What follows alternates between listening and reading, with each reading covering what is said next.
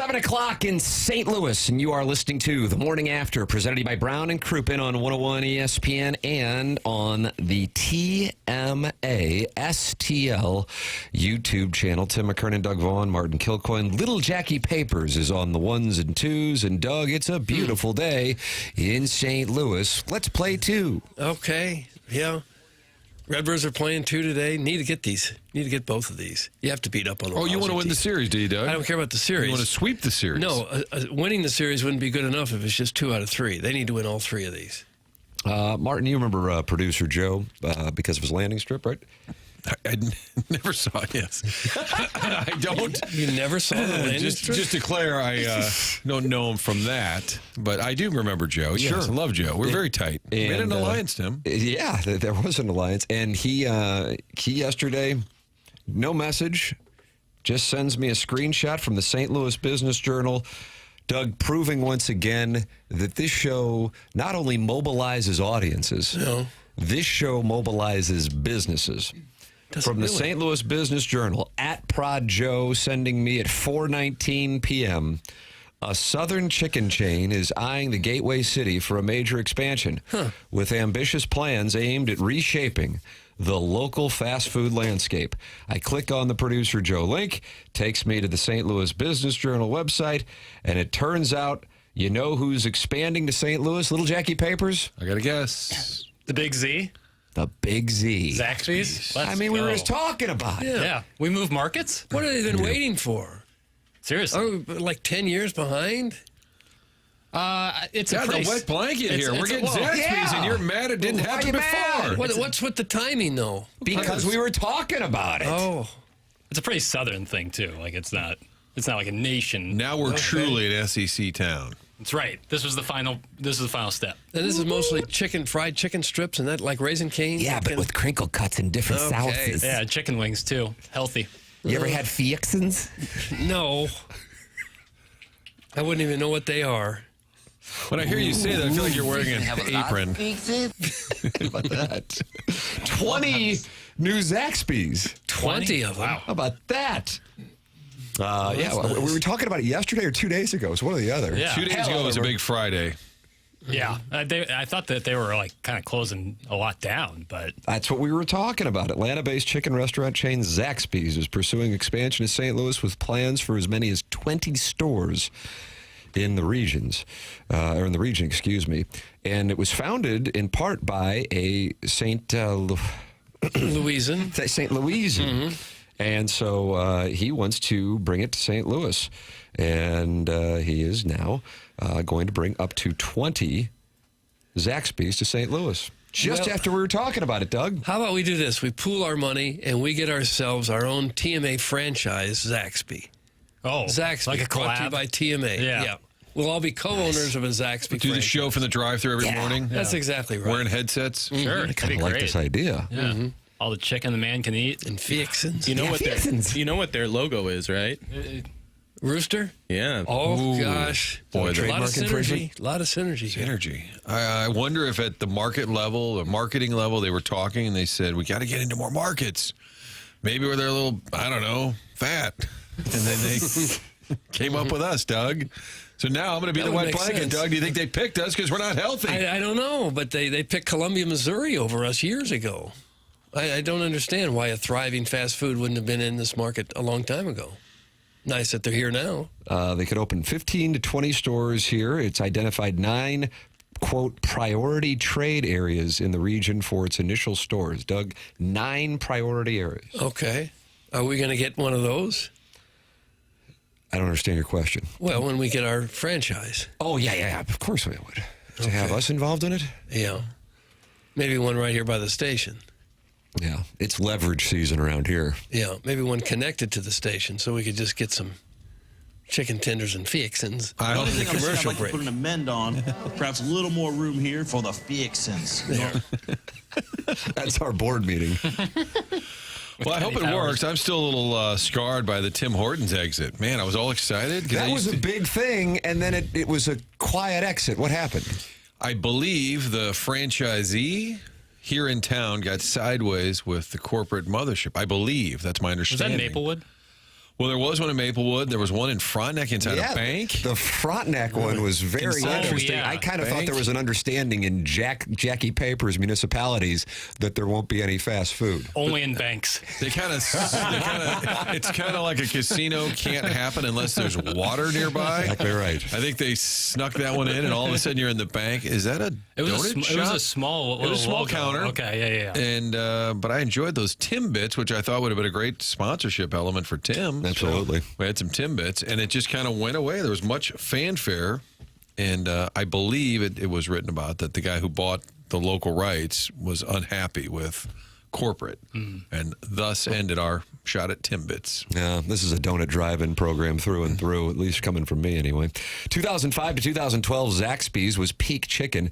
The decline over the past 10 years has been real. Despite the fact a portion of Zaxby's revenue feeds UGA's NIL, the decline cannot be ignored. That's from Al in Dadeville, and he loves Georgia.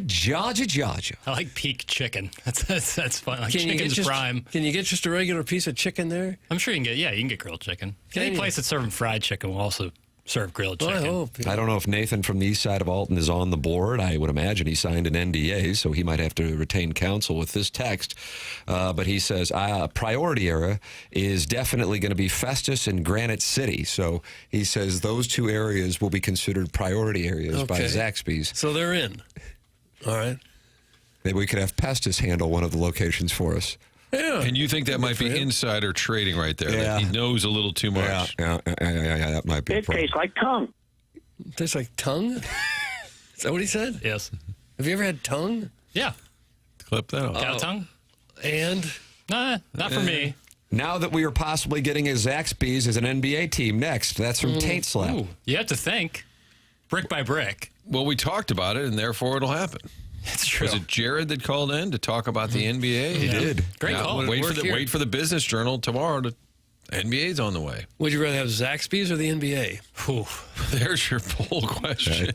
Tweet it out. I'd be Unfortunately, curious to see the results. Yeah, I think Zaxby's might do pretty well. I hate to say it.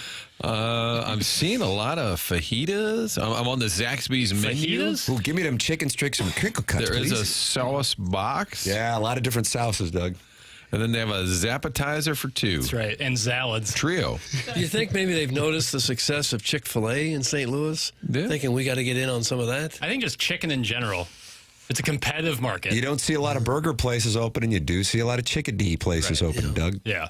Burger, I think for burger places, it's like the next step up above fast food, like more in the Shake Shack category. But for like fast food, chicken. The breading to chicken ratio used to be on point, good yield on the crinkle cuts, and they used to have the perfect amount of seasonings.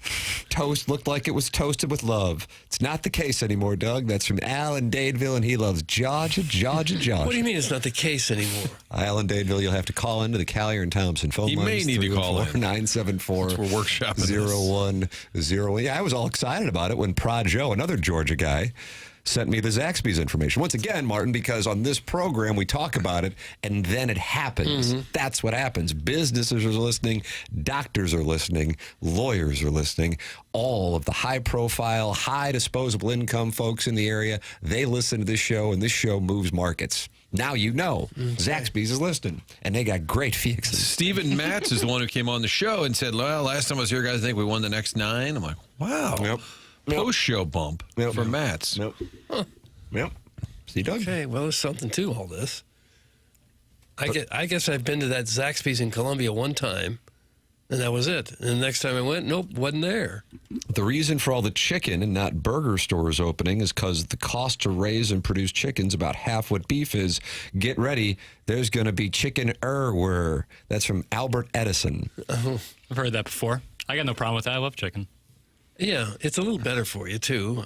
Like I could easily eat that my protein for every meal of the day. I could, too. Yeah. No Congrats on the Zaxby's, boys, over in St. Louis. Kansas City's hosting World Cup games this time next year. That's from Mr. Mudjack Mike. Doug, Yeah. that hurts. Eat a subpar chicken, probably. We like food. Yeah. One This World game- Cup game. We yeah, have this Zaxby's game- every day of the week. Yeah, Jackie, 2.5 you're hours, flying the to- game's over. You're flying to Boston. She's Don't get emotional. You're going to be gone?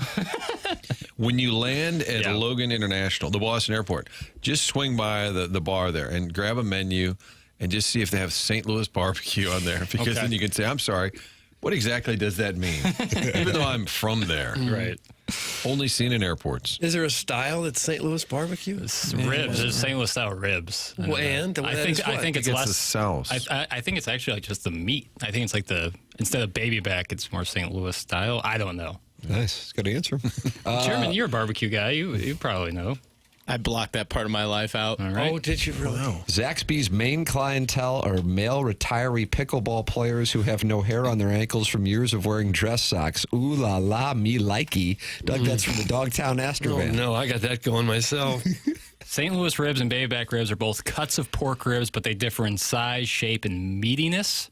St. Louis ribs are larger and flatter, but have more meat between the bones. Or baby backs are smaller, curved, and leaner. There you go. So it's the cut of rib itself, not anything preparation Well, wise. I think I like the sound of the St. Louis ribs better. No. Well, now I'm feeling pretty good about our town. Yeah. Boy, we got some good ribs. I rarely eat them. It's a lot of work, and it winds up the sauce gets all over you. And Like working, preparing and then just cooking. eating it, ripping it apart, and it's messy, and it's kind of hard to eat. Matt Poling, Tim Hortons corporate killed those nice local owners. And by the way, if you text me, I just read it out loud. So if So, you're, if you want it off the record, so if anybody just texts me and says, "Oh, I think I'm Poland going to," texts you more than he texts me now. well, we got a lot of soccer conversations of late, Tim. Is that right? We've got a lot of. I'm fine with not being in that. A lot of well, the texts are not soccer related, but our reason for business has been soccer related. Bundesliga, second Bundesliga. Is this a sports show or a cooking show? That's from Dave, and he is in O'Fallon, Missouri. We're cooking up That's a some fair sports question. hot takes. Yeah. This is what happens when the squad gets rained out. No, this is what happens for the last okay. 2 decades. But I will say this, Sports Center had a big lead this morning. What do you think the lead was? And if you saw it, you cannot participate. I didn't see it. I'd say the Lakers up for sale. No. College World Series? Yes. Which airs on ESPN. ESPN. I do have to say, and I don't know what percentage of the audience is even aware of this. What do you think would be the percentage of the audience, Jackson? This is specifically for you since you're heading to Logan International. That is aware of the College World Series? I'm sure they do, but I'm talking about the game and the why it was the lead. Well, it was the why is because they had nothing else. But Did they say that? Good evening, it's those of Sports us in the Center. industry know exactly what it means. Good evening, it's Sports No Center. NBA Finals, no Stanley Cup, no Caitlin Clark. They're not going to lead with baseball unless Shohei Ohtani does something incredible or Aaron Judge does something incredible. So then it goes to College World Series. But I do have to say this game was of note. Yeah, 25%. I'm going to take the under on that. What do you think, Doug? You're not familiar with the reasoning, right? From the game? I'm not. Okay. No. Because it is, it was like heartbreaking. Yeah. Come from behind in the ninth, right? LSU is playing Arkansas. If Arkansas loses, they're done. If LSU loses, they got to play another game, double elimination. And Coastal Carolina and their 26-game winning streak awaits after they defeated Louisville. Do you say Louisville? Louisville? I say Louisville. I don't say Louisville. Yankee. No. And Arkansas has 2 outs to go to advance and go to the elimination game against LSU. And ground ball to short with a runner on first. Taylor made for the old 6-4-3 twin killing. Tankers, Everest to chance. Pitcher's best friend. And I guess it was first and second. I apologize. And for whatever reason, and it's still not really known, the shortstop decides to throw it to third base. Lovely. Okay. But that then substantially reduced the probability of executing the double play, so much so that the third baseman, upon receiving the ball for the runner that meant nothing in a 2-run game, doesn't even throw it across the diamond for the double play. So he could have thrown to second base and completed the twin killing to end the game. For whatever reason, he didn't. So now there are 2 outs, and LSU's hitter hits it out to left field, and I gather that the left fielder slipped, or he just misjudged it terribly. He's falling to the ground to catch it, and it hits off his shoulder It ricochets to the point that all of the runners can score, and now we have a tie game, and it goes to extra innings, and in extra innings, LSU wins it. And as you can imagine, the player for Arkansas was despondent about his misplay in left field. And it was brutal. I guess here in Missouri, if you went to the University of Missouri, I suppose you're supposed to hate Arkansas. I don't know. I don't follow all of these things. That's the border battle? Right. Battle line border? Yeah. I still haven't figured this out yet. Battle line. But just looking at it through the lens of, there's a kid who's ready to catch the final out, and he slips and he falls. It hits off his shoulder, and it ricochets off the wall, and then they're able to tie the game. Boom. An absolutely devastating mishap. Yeah. He'll live with that the rest of his life. Yes, poor sir. guy. Here is the call. Well, this is the call, I guess, of the walk-off, or this is the call of the air? Walk-off. Hernandez, you can see him there in the foreground. He is the winning run. He does get one to hit.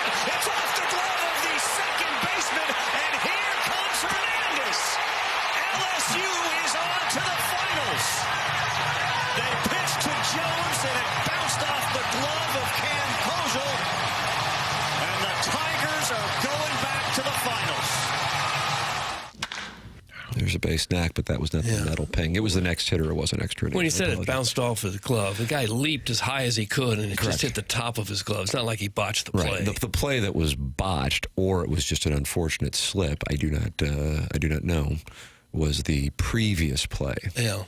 It looked like he was running in to make a catch of it, kind of a low-line drive that would have hit him about knee level. And he probably makes the catch 98 times out of 100, but that time he didn't. Tim, was the left fielder wearing jeans? That's from Kurt's former coworker, Doug. Usually the See that denim you would see sometimes? would be in right field, maybe around 6, 7 years old.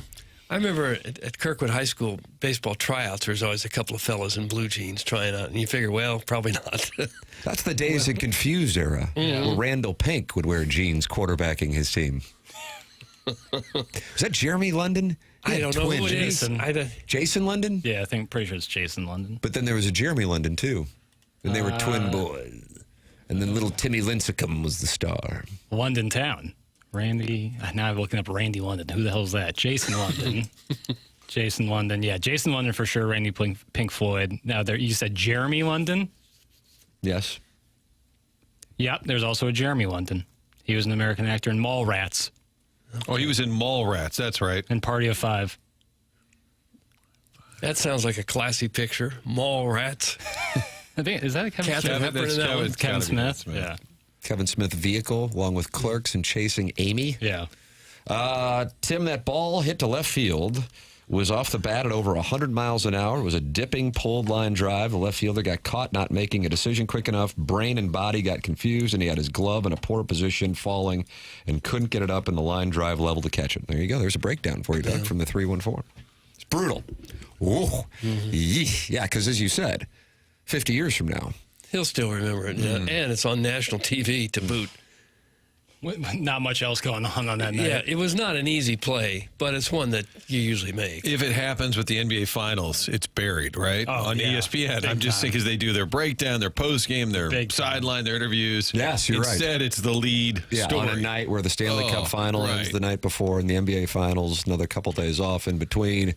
They're never going to lead with baseball, as I said, unless Judge or Ohtani do something. And so it is the lead. And Scott Van Pelt spent a good amount of time with it following the game. So it's brutal. So, Doug, your College World Series begins on Saturday, and it's LSU and the Chanticleers of Coastal Carolina I'm for the Chanticleers. in their 26-game winning streak. Yeah. I'd like to see the smaller school win. School that's never done it before. Is there any game you're not over? Coastal Carolina has won an Yeah. NCAA championship. Almost positive. Coastal Carolina College World Series, I want to say a couple of years ago. Well, if I'm wrong here. Oh, boy.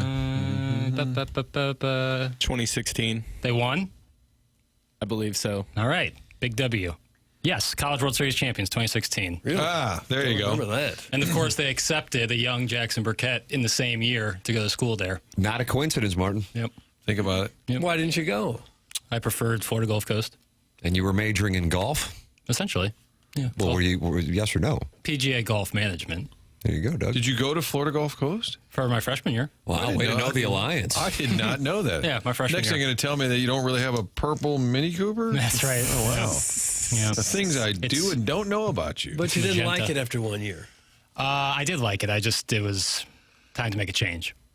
It was better for me in my future. Flunked Look at me out? now, baby. Look Flunked at me now. out, Tim? Is that a flunked Yeah, out no, read? flunked out. There's some information we're not getting.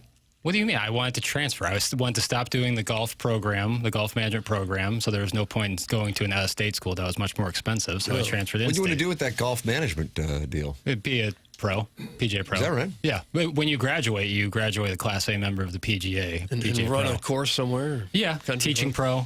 pro. Yeah. Did That'd be a Lob pretty City? fun life. Yeah, give or Did take. it have to do with Lob City? Dunk City. Lob City was Oh, the I'm sorry. Clippers. Dunk City. Yeah. Thought maybe that attracted you to their school. It was certainly put them on the map. PGA Golf Management to local radio. Nice career trajectory. That's from the Warson Woods Wacko. Here it comes. And Doug, he is not happy with comes. Jackson's decision making. Okay. I would think that'd be a really nice career to be in right about now with the golf explosion all over the country. Golf in 2016 was not what it was in 2025. No. Yeah, but you were I said buying no. low.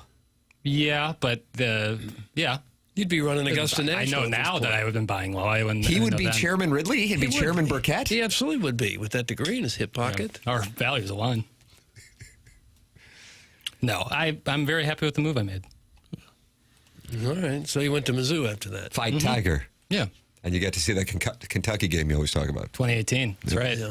Did you move Shea because... Gilgeous-Alexander was on that Kentucky team. How about that? Yeah.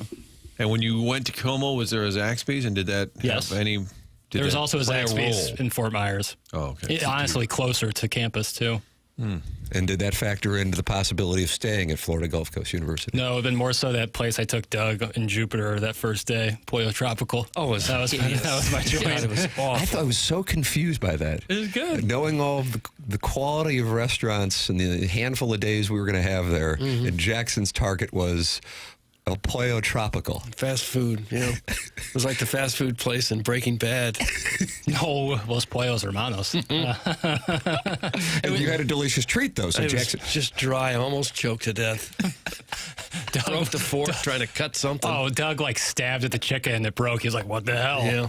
He's like, "I love the plantains." Didn't order plantains. They were out, in fairness. if my PGA pro could only hit his 8-iron 150 yards, I would be suggesting we find a new one. That's from the Prince of Glendale. I hit it further back then, which is a damn shame. Well, as you get to 27 years old, you start to hit the ball much shorter. You start to rot. He'd be taking tee times at Berry Hill had he stayed. Good move, Jackson. So there's a counter to the Warson Woods Wackos That's text. a shot. That was a shot. Oh, there's some fantastic jobs in the golf business. Not a question about it, man. Not a question about it. So do you regret it? Regrets, I've had a few, but then again, too few to mention. Chairman of the board. Nope. No regrets. None at all. And I don't regret the 1 year I went down there either. It was right there on the ocean, wasn't it? Right there on the beach, close to it. Close enough, yeah. You gave that up for Stevens Lake in Columbia, Missouri? That's right. Black and gold, little anthracite. All right. So that'll do. Okay. No, I don't regret it at all. How often did you get home that year? Because it's a distance. Thanksgiving, the winter holiday break, and then I think spring break that year. So the first year, Okay. yeah. Smart move. Golf courses are closing left and right around the country. This was I transferred in 2017. So take yourself back. I think this is a text from a decade ago. Yeah, might as well be. You're welcome to text in 314-399-9646. Air Comfort Service, sponsor of the text inbox. You're also welcome to call in the Collier and Thompson phone lines. Then you can watch the program at youtube.com/TMASTL. And that's the Michelob Ultra YouTube chat. And talk it over with DJ Patty Cakes. That's called Taxes Doug, John Scores, Uncle Cucker, Roscoe P. Coltrane, Jake and St. Genevieve, and, of course, MD 2020. They're all in there, Doug, and they all want to talk with you. Are they? So they're waiting to talk it over. Alan Dadeville, who was supposed to call in, says, Martin, would you be surprised to learn the gentleman that Jackson replaced wore his hat offensively and had an MBA 590 the had scared him right out of radio into work in the sanitation department in the city of St. Louis. That's from Alan Daneville. 590 the had. Who did you replace? His name was Gangster Pete. He did have an MBA. So if you want to chastise Jackson for his education choices, it's a good thing that Gangster Pete is not here. And Gangster Pete, as Doug will note, got emotional during some of He used to cry during blues interviews.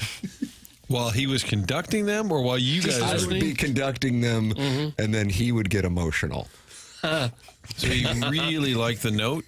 It was after they won it all. Right. Oh, well, that's different. Yeah. Then Thank you. Totally understandable. Thank you. A little weird, but it's totally understandable. But, we went down to Enterprise Center, and generous executive Mike Caruso set me up with a one-on-one for my podcast with Doug Armstrong, and then one with Craig Berube, and he was emotional during that. But preceding it, we just had Cam Jansen and Reed Lowe come in studio and BS, and he got emotional during that. Mm-hmm. And I don't think those two guys have ever seen anybody get emotional while they talk, perhaps ever, unless it was on the receiving end of some fist. Correct. Fun fact, Mizzou and Florida Gulf Coast University have the same number of national championships. That's from the 573. Good one. This Papers is in the mood for. He's going to Martha's Vineyard, and that's his focus. We're not going to hear from Papers until Tuesday, Doug. Enjoy your time off, Jackie Papers. Enjoy your time off. It'll be fun. Spending time with sweet, sweet Kai. He says his nuptials. Yep. Holy matrimony. It'll be great. In the air during the NBA Finals, pal. Yeah, that's okay. As long as the Wi-Fi works, I'll be able to watch. I've watched sporting events on the planes before. It's actually kind of nice. Really passes the time. Mm-hmm. As long as the Wi-Fi works, that sometimes. Think the Pacers can hold serve there, buddy? Man, I don't know. It depends if Halliburton is. If he's hobbled, that's worse than him just being out. He has to be dynamic, and so we'll see. I know you're an emotional guy. Are you prepared to be yelled at when you arrive back at Lambert? Wait on your ride home? Yeah. No. Because you will be berated. It's going to be brutal. Because, Doug, you can't park there, and you can't park there, and you can't stop there, and then you can't stop over there. It feels like the first day at boot camp where a sergeant will come on and just read you the riot act. And if you're not ready for it, it can break a man. I'll see if Boston is similar. I'll see what their policy is. I can give you a little foreshadowing. It won't be. Okay. But when you have an airport as busy hour as ours, Doug, you got to move the people along. That's the way to bring them back, is to just yell at them and break them. Doug, will you slow dance with me? That's from Cucky the Dwarf in the Michelob Ultra I YouTube won't. chat. I will not. It was an offer. People, proposition people. I want to make sure the word is out. You can get involved on the program so many different ways to do so, like emailing him the morning after at InsideSTL.com for the Design, Air, Heating, and Cooling email of the day. Doug, sweet mother of mercy. We went right from spring to summer in a matter of 24 hours. Your high tomorrow, 92. Your high Saturday, 96. Your high Sunday, 96. Your high Monday, 96. Your high Tuesday, 94. Whoo, cats and dogs. Oh, no. Summer is here. Yeah. No precipitation in the forecast, but nothing but highs in the 90s starting tomorrow. And it is going to be intense. If you run into any issues with your air conditioning, all you need to do is go to designairservice.com and work with Seth Goldcamp and his team, the longest-running sponsor on TMA, the sponsor of our email of the day. Martin's a client, Doug's a client, I'm a client. I've known Seth now for more than 10 years. Think the world of him and the business and the way they conduct it with no upselling. They're going to fix it. They're going to take care of it, and that'll wrap it up. It's Design Air Heating and Cooling online at designairservice.com. Email in for the Design Air Heating and Cooling email of the day, the morning after, at InsideSTL.com. We had Radio Wars yesterday with a team's broadcaster chastising the team for its slump. That team continued in the slump last night. We will have the broadcaster's call coming up for you. This is TMA 101 ESPN.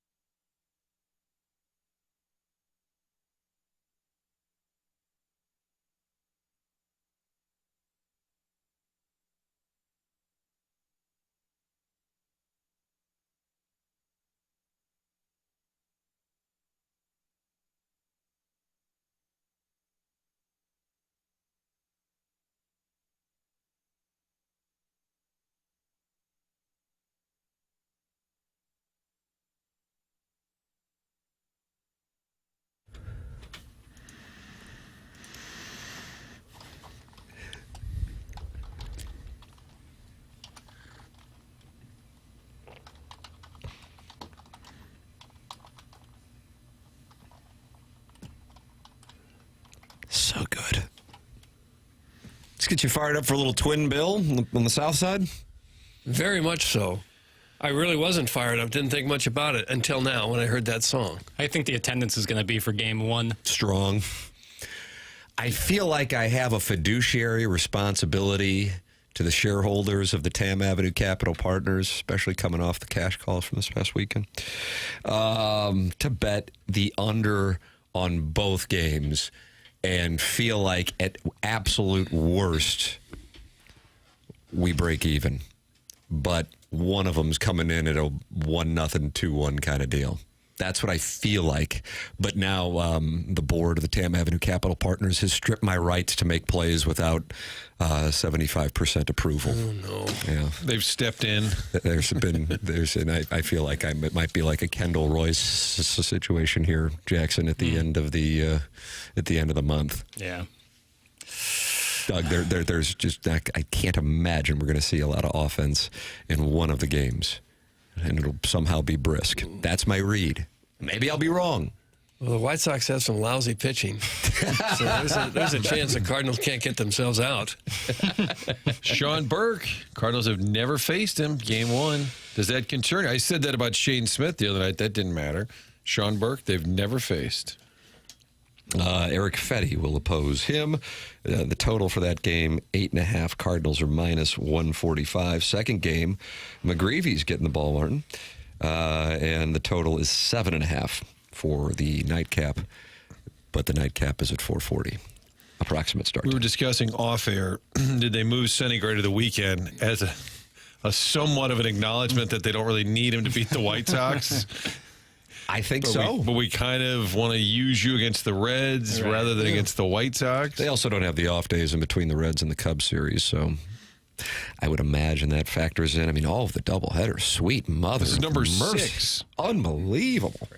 Not And even this one is the just June. a regular doubleheader, right? There's not going to be enough wait between the two games. Yep.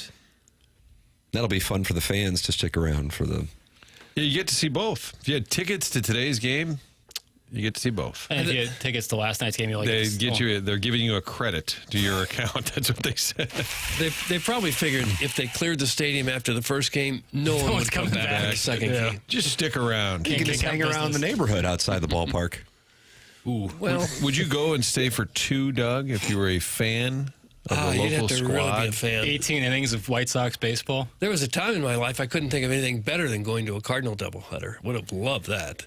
Remember when the schedule would come out, Doug? They would have listed a couple of them on the A couple schedule. of Sunday doubleheaders. There might be a few folks rolling up there. I like a good roll call. Anybody rolling up 55 going to Chicago? Why not? See what's doing. Probably taking the kids. Hey, the kids are going to see some Cardinal baseball, eh? You can leave now, right on time. Why not? Yeah, call on in. 314-974-0101. We had a guy driving to Winnipeg by himself to watch a hockey game. And he got on the television broadcast. Yeah. I don't know what this means, but it's a picture of the Starbucks at Clayton and Lindbergh. And it says, "Come and touch me." That's from the self-made stay-at-home Ledoux mom. So I guess that's where she is this morning. That's not a she, Tim. It isn't. It's a big, burly gentleman. He bowls on Tuesday night, and he's a pipe fitter. I always thought that location was a white Range Rover dealership. But apparently it's a Starbucks. The lines are blurred. Jackson, you sent over fun with audio. This Michael K is not happy with the team he's broadcasting for. And just as kind of a callback to the days of the play-by-play man who wasn't scared to death of losing his job and could kind of call it how he sees it. Last night, the Yankees scored a run. So Michael K was happy about that because somehow that lineup hadn't done it for 3 games. And they were going up against the Angels. Angels with the best record in baseball? No, no, not at all. They're a third-place squad in the West. And when the Angels get down, what they do is they pick themselves back up, and that's what they did, and they were able to beat the Yankees. Michael K's thoughts. Just 3 hits for the Yankees in this game. 2 of them home runs. Swing and a miss, and that will do it. As the Yankees lose their 6th straight game, and they hear boos from the crowd as the Angels take the first 3 games of this 4-game set. Well, the offense woke up just a little, but certainly not a lot. That 3rd hit was a ball that hit a base runner. Otherwise, the 2 home runs, that was the Yankee offense, Todd. They said, I think he's being fair. I don't have any problem with anything he's saying. Yeah, Jackie Papers. What did I didn't say that he ripped him to shreds. This was we're like Okay. how quick we forget. I said I had the Michael K audio yesterday, and scathing might not have been the right word, but certainly critical. Well, I think there's Tim the dossier says Michael K. lets him have it. that's BS. That is BS. I did not say that. Michael K. Will he be back for today's game after? I use the word react. tirade. Michael K. goes banty after Yankees lose again. Michael K. walks into the clubhouse and puts his finger in their chests. Yeah. There's like a relative scale for like commentary or criticism for the home broadcaster. And I think he's on about as far as you can go. Absolutely. In 2025, which I think is absurd, but I also understand from the franchise's perspective, why wouldn't we control the message? Yeah. For play-by-play, I think color commentators can probably get a little bit more leeway on either side. Awful audio, could barely hear it. Hunchback of Von Castle not happy with the program. I did hear booing. I mean, you're booing a first-place team. You got to know, if you know baseball at all, this stuff happens to even the best teams in the league. Sometimes you just go through ruts like this, and it happens. I mean, this is kind of extreme, 6 losses in a row, and they didn't score for 3 nights, but still, you still got the best team in your division, and you're going to boo them? I don't get that. You're anti-boo anyway, though. Anti-boo unless they're not trying. If you're trying and you just don't get it done, that's not a boo. If you're walking to first base on a double play ball, that's a boo. But if you're a young announcer and you want to just kind of be honest, remember Kevin Brown, the Orioles young announcer, who pointed out that they'd had some bad seasons? Wow, that and was... then he got suspended by management because their fans showed up at Orioles games with signs saying "Free Kevin Brown." What happened to that guy? Is he still doing it? I think he's doing their games Because they have new ownership now. But I also think he got more popular because of it. I remember this is a couple of years ago. Yeah, he's still calling Oriole games. But I think what he said was very innocuous. Just say they've struggled, especially because they couldn't beat Tampa Bay. And I think he pointed out that they'd lost like 18 in a row or something to the Rays. Let's see. He was suspended. It's pretty hard to believe that teams wouldn't even want the announcer to be somewhat honest even during a downturn. I know they're trying to market the club and sell tickets, but at the same time, you still have to be honest, don't you? This dude's completely checked out. His head's already in Martha's Vineyard. Send him home and let KG produce this quote-unquote show. Oh, Doug, when you call it a quote-unquote show. That's from Nathan from the east side of Alton, and he has been critical of this presentation now for, I think, about a decade. It's Cape Cod, not Martha's Vineyard. Not like you know the difference. What is the difference? I actually don't know. No, I Two don't. different islands. But they're like the same, right? Still wealthy scale. How does that sentence make sense? But they're like the same. They're two different islands. But similar type locations. Yeah, no. How far apart are they? Not very. Okay. I have the Kevin Brown audio. Oh, distracting For the us. Orioles, Brandon Hyde has felt like this has been maybe the toughest ballpark to play in, but the Orioles have a chance to do something special today. They've already clinched at least a split in the series, winning 2 of the first 3, and they could pick up a series win behind Tyler Wells today. It's been a minute. The Orioles split a 2-gamer with the Rays in June. They had lost their last 15 series here at Tropicana Field. You have to go back to when our now colleague Brad Brock picked up the win in the series finale June 25th, 2017, the last time the Orioles won a series here at St. Pete. Already got 3-2 at the Trop this year after winning 3 of 18 the previous 3 years combined. It is a stark difference, Ben, and it is not a bad Rays team. It's not like all of a sudden the Rays became slouches in the American League East. They've led this division every day but now 2, and the Orioles once again are back alone in first place. Yeah, that got him suspended. Isn't that unbelievable? Gotta go. And that's unbelievable. You're just reading the stats. And there was a graphic on the screen that pointed out how they had really struggled against Tampa Bay, and it said tropical depression. And Yes. that probably offended ownership. Oh, why are you putting a graphic? We're the home team broadcast, and he had nothing to do with the graphic. Right. That was so mundane, even. Just simply reading the press notes. And that got him suspended. Good God. Wouldn't you, if you're the announcer, wouldn't you want to move on from an organization like that? Not a lot of jobs out there, sir. No, as there you know. aren't. And it's tough. It's easier said than done, but And he was I would think praising. you'd start looking for sure. But He's been there since 2010. He's got a 15-year run, and he looks like he's a young cat. he does. Yeah. So when it happened, he'd been there, 13, 14, whatever years, and that gets you suspended. And he was actually pointing out how the Orioles have turned the corner and finally getting over the hump. Pointed out a couple times, Doug, about the significance of a series win. I noticed. Yeah. Seems like that would get you suspended from an executive who's worried about their own job. God. Well, the Angelos family. A general manager or a team president or someone who's afraid he's going to lose his job. So he's going to blame the announcer for the message. I think there was a shouting match, too, with a reporter to one of the Angelos kids about their stadium and money and funding. Remember that? That was another one where they, had it out in a postseason media scrum. Just seemed like they were a little bit uptight up there. Yeah, what was the triumvirate of Joe Strauss, Ken Rosenthal, and who else was involved covering the Angelos family? Peter Schmuck was the columnist that came for that's right. Joe's for Memorial Service. At Joe's Memorial That's right. Service. But who would have been the...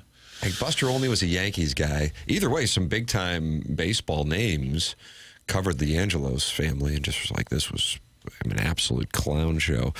Speaking of clown shows, then you have the Cardinals' opponent today, the White Sox. I was in Chicago for a meeting in 2019 in mid-April. Was staying at the Intercontinental on Michigan Avenue, humble brag.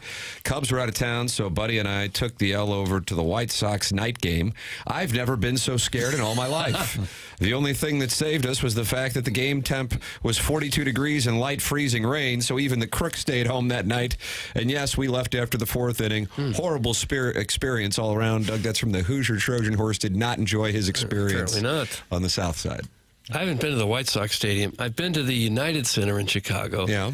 And the Blackhawks practice facility, which I was told was in a horrible area, and it felt like anywhere in St. Louis. It didn't feel bad at all. Yeah, when I went to United Center with my brother, Martin Luther King weekend this year, we walked from the United Center back to Greektown, no problem. Yeah. It was totally safe.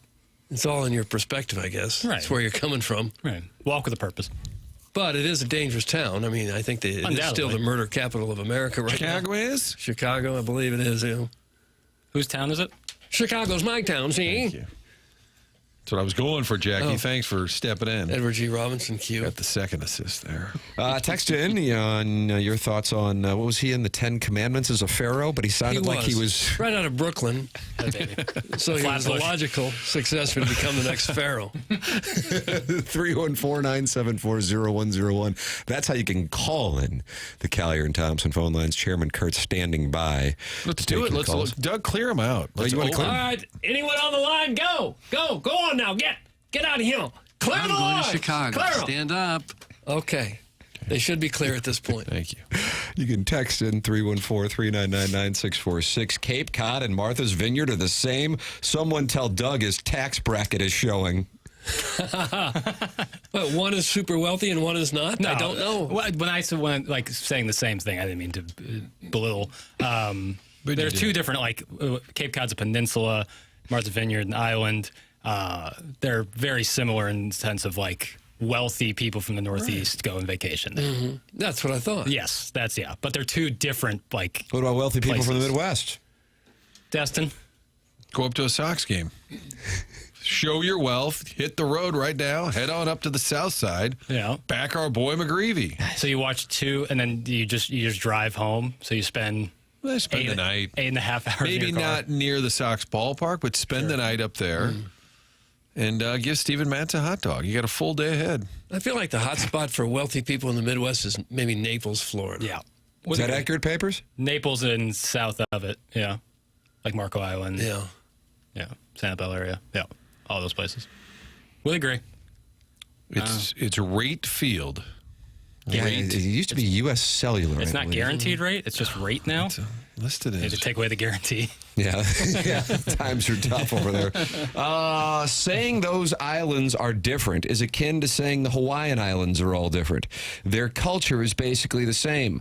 Clam bakes, afternoon sailing, and peeps wearing preppy wardrobes from the 80s featuring the latest lines from Vineyard Vines, Izod, J. Crew, Kate Spade, and Lily P. That's Sharon and Clayton. She's not happy now. More or less. I mean, she's not wrong. That's kind of how I envisioned it. Yeah, but I mean, it's all relative. You could say, well, they're all U.S. states, they're just states. They're basically the same. It's like depends on like your perspective on it. But she wasn't wrong about those designers she mentioned. Will you wear clothes like that yourself? No.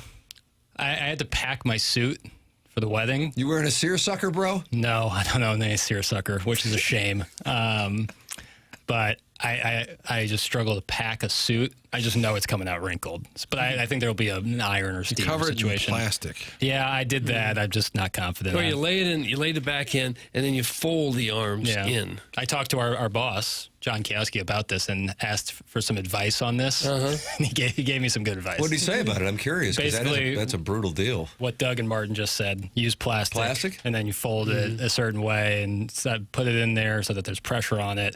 But I anticipate it'll come out wrinkled. I have terrible fine motor skills, so my folding ability is awful. Yeah, it's pretty brutal. Your fine motor, no good, huh? No good. The handwriting is abysmal. Well, I'm We'll sorry see. to hear that. I'll iron. I'll be okay. Okay. Guaranteed Rate rebranded as Rate. Really? Sox announced the ballpark would henceforth be known as Rate Field going into this season. Oh, there you go, Martin. They cut a deal, though the Sox are cutting edge. Guaranteed Rate purchased the naming rights in a 13-year deal.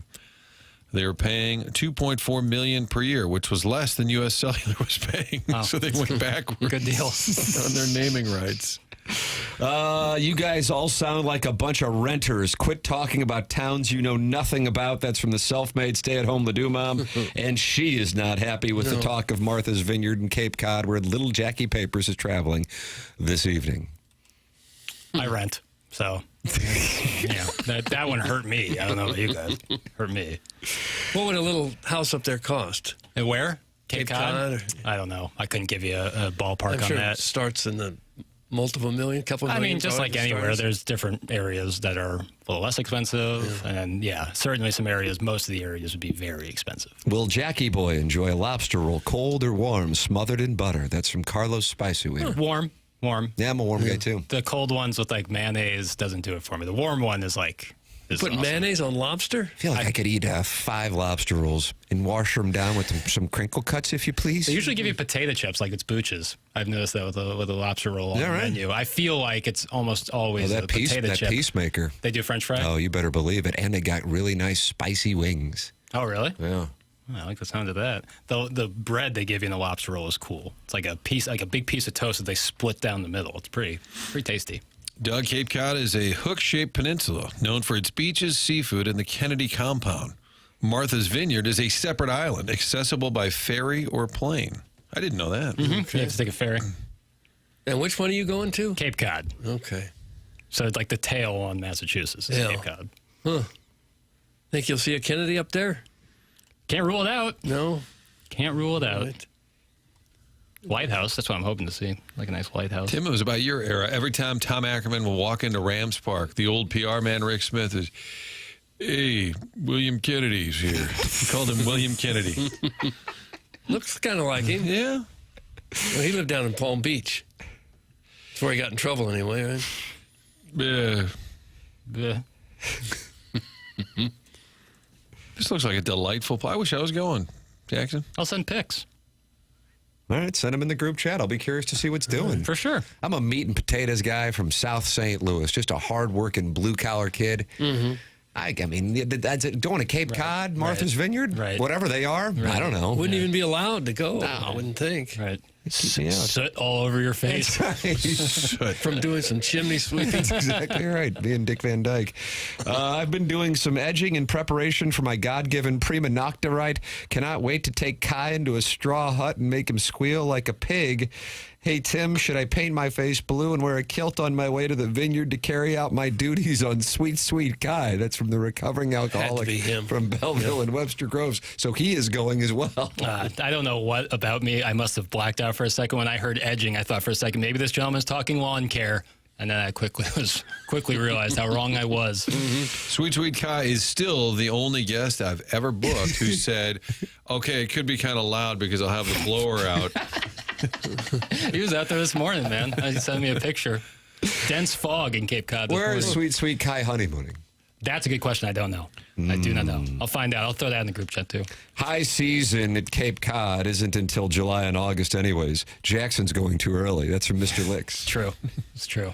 Where do you honeymoon if you're already on Cape Cod? That's a good question. It's a good Go question. to like Toledo for the weekend? Yeah, it's the inverse. Yeah. If you live in a really nice area, you go to You Shreveport. live in Hawaii, and then you get married. You're like, yeah, we're going to go to Shreveport for the weekend. Cape Cod is known for its heavy pegging community. It's from Morris Woods Wacko. Is that correct? I don't think so. I don't think it's such a seasonal town. I don't know if you could be known for something like that, Like maybe in the wintertime. Not much to do. It's basically the playground for the super rich in Boston, right? Well, yeah, kind of, yeah. Did the Bush family have, was it Hyannis? Was that That's the Bush right. family? Hyannisport. That's Maine, isn't Yeah. it? Mm-hmm. Kennebunkport. Yeah. I can only imagine how excited the Cape Cod residents are for the Helps nuptials to take place this weekend. That's from Arbor Day. The help. It's just not nice. That helps. You can call in with your stories of vacationing in Cape Cod and Martha's Vineyard, 314-974-0101. Collier and Thompson, sponsor of those phone lines, Air Comfort Service, sponsor of the text inbox at 314-399-9646. And then Michelob Ultra is sponsor of the YouTube chat. You go in there and you can talk it over, youtube.com/TMASTL, or if you're just using the YouTube app, it's TMASTL. And 188 friends have gathered to talk it over with Walrus King, John Scores, Iggy on the couch, and Uncle Cucker. They're all talking with Jake and St. Genevieve, so it's fun to see, Doug, and it's brought to you by Michelob Ultra. It's only worth it if you enjoy it. 95 calories, 2.6 grams of carbohydrates. Michelob Ultra. Man, if you're going to be out on the golf course, there's nothing better than enjoying it with a Michelob Ultra. Michelob Ultra, sponsor of the YouTube chat here on TMA. Tim McKernan, Doug Vaughn, Martin Kilcoyne with you. Jackie Papers is on the ones and twos. Chairman Kurt manning the phone lines. This is the Morning After, presented to you by Brown and Crouppen on 101 ESPN.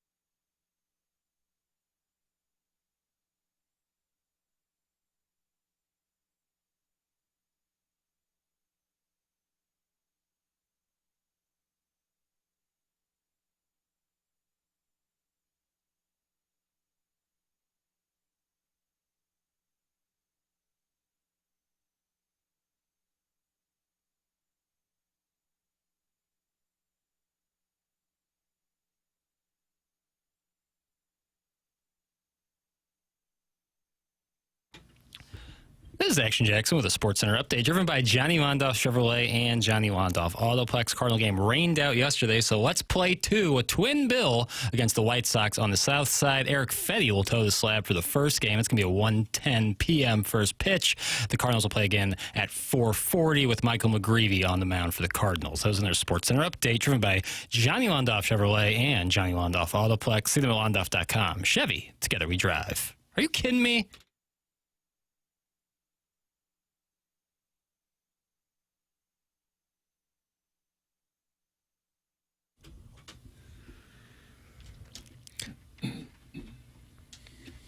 Doug, is the music theme music videos with cartoon characters interacting with the artists? That's what this is? I remember that. And this is MC Scat Cat. Oh. Now, what was his bailiwick? Rapping as a cartoon. Okay. He danced with Paula Abdul. Is Paula Abdul the music theme today? No, it's just her 63rd birthday, so that right? I thought I'd give her some love. She seems like a delight. Sure. Lakers cheerleader? Really? So you tying it all You in? didn't know with she was the a Lakers cheerleader? That's how she got started. Okay. Doug, the Lake Show acquired yesterday by the lead of the ownership group from the Dodgers for just shy of $10 billion. That franchise acquired by Jerry West 4 decades plus ago and that included the Kings and the Forum. Jerry Buss for $67.9 million. His daughter was able to sell it for $10 billion. And when he bought the Lakers, they gave him the Forum and they threw in the LA Kings. Yeah, just threw 'em in. Just threw in the hockey team. I think they also had an MISL team too. The Los Angeles, was it the Lasers, Doug? The LA Lasers? I don't remember. Do you think the values will the values of these franchises just continue like this? Yes. 10 years from now, they're going to be worth $30 billion? Because they are toys for those with so much money that they couldn't care any less, and there are only so many of them. It's kind of like real estate in Florida. They can't keep going, so it's just going to keep increasing. All these guys really want is more. And if they can get more franchises, something that their fellow billionaire doesn't have, it's an ego thing. Yeah. And fun, too. I'm sure it's fun for them. Maybe the smart people out there, the Mark Hannas of the world, what would it have to produce profit-wise every year to be worth $10 billion? You know, if you're just looking at the real world. Well, math. isn't the worth the ability to resell it and like yeah, but I'm saying in the real world, like a company that Martin's sells looking for a multiple papers. I'm saying Isn't it usually 10 times the profit margin? Whatever you make in profit for a year, 10 times that's like the worth of these businesses. well, if that were true, that would mean the profit of the Lakers is $1 billion a year. Therefore, they're worth 10. That's what I'm saying. If this were a real company, not a pro sports team where they just are toys for the rich, what would it need to be producing? Because I'm sure the Lakers turn a profit, but nothing close to what it would take to generate a $10 billion sale. I doubt they're making $1 billion. If you're making $1 billion a year, you wouldn't sell it for $10 billion. Correct. They would have made more money in the S&P. It's not that impressive. That's from Mr. Licks. Gosh. Martin, you asked for moneyed listeners. There you You got go. one right there. Lex, please don't call in. You can call in if you are managing wealth. 314-974-0101 to judge the transaction of the Lakers becoming the most expensive sports franchise sale. I mean, the Mavs sold 2 years ago for $3.5 billion. Yeah. Celtics just sold for $6 million. Ishbia bought the Suns for like 4.5. And so I think that stands to reason. But you'd think the Lakers are considerably more valuable than some of these teams in One of smaller the markets. 3 most, like the biggest legacy pro sports. Brands. Yankees, Cowboys, Lakers. I think that's fair right there. It's like the big 3. Probably. Yeah. Dodgers, maybe we get the 4 spot. I mean, somebody would buy the Pirates tomorrow for $1 billion. Sure. But I can't imagine if you're a sports fan, there'd be many ways to have more fun than owning a professional sports franchise. Right, and there are only so many of them. Yeah. And, I mean, the Lakers. Yeah, That's That's creme de la creme right there. Suck it, Mr. Licks. That's from On Point Merch LLC. Well, he had that coming. Came from an LLC. 3 to 5x the company's EBITDA is the very basic formula. That's from Doug's Fashionably Warm Nipples. Oh, gosh, it's not that fashionable. Warson Woods Wacko. Multiples when determining business valuations depend on the industry, Doug. Stick to Doug Unplugged in officiating weddings of farm people from Illinois. Oh, that's not fair. That's from the Warson Woods Wacko. So Plowsy got nicked? Yes, he did. He took shrapnel. So did every farmer in Illinois. You get to own a legal monopoly, and it's great. That's from Starvin' Marvin. Look at that. Yeah, you look back at what some of these owners paid for their franchises, like in the 70s and 80s, like what Steinbrenner paid for the Yankees, and, you know, it wasn't very much at all in today's dollars. You wonder, couldn't we have put together some kind of group? Don't we have friends that could have put together a few million to put down and own one of those teams? But now we'll look back 2025, 15 years from now and say, couldn't we have put together just like $200 million? Group together? No, we couldn't. It was the Dave Checketts model. He just always had a group of people. Yeah. He was always the owner, but it was a group of people. That's the way to do it. How much debt is on the books, and is this price inclusive on this or not? That's from Mr. Licks. Because he'd like to put in a bid now. G-Unit out, home slice, with the dice. What? There's a farm person. Doug Unplugged was not only clever, but funny as hell. Come at Doug, and you come at me, Warson Woods Wacko. That's from Sharon and Clayton. Oh, my brother. Thanks, Sherry. Share. My brother texted me yesterday saying how hard he was laughing with your story about your anesthesiologist saying, I love Doug Unplugged. That's what he said to me. And then I was out. I wanted the audio. That's the last thing I see while I'm alive. I love Doug Unplugged. I wanted that audio as well as the skipper LaRussa doing a Pujols imitation. Skipper. I hope that's been clipped. Martin, you asked for moneyed listeners in the M&A world. Well, here they come. They're texting in. 314-399-9646. I finance mergers and acquisitions. A 10x multiple of earnings would actually be high in the real world. 5 to 7x annual earnings is in the range. That is from the 314. 5 to 7 times a company's profit or just earnings? The annual earnings is in the range. But again, I think, and by the way, I may be wrong, but I don't think that these deals are necessarily done like if you're buying a, laundromat. Right? No, it's not a comp. I was just curious. I know you're not. I'm saying for it to be a comp, I wanted to see what that would look like. So by that math, that means the Lakers would have to turn like a $1.5 to $2 billion profit to justify the sales price in the real world. It's the intangible of owning, and then also the essential assurance that it's going to increase in value. So you have a couple of intangibles that wouldn't necessarily be your standard acquisition. And some of these guys might be so rich that it doesn't really matter. Well, if you're a Jeff Bezos or a Warren Buffett type of guy, and they say, no, it's not going to be $9 billion, it's going to be $10 billion, you're going to go, okay, I could give you $20 billion with what I got in my wallet if you want that. Whatever. I just want it. Doug Unplugged was great, but I prefer to see the big fella plugged. That's from the self-made stay-at-home do mom.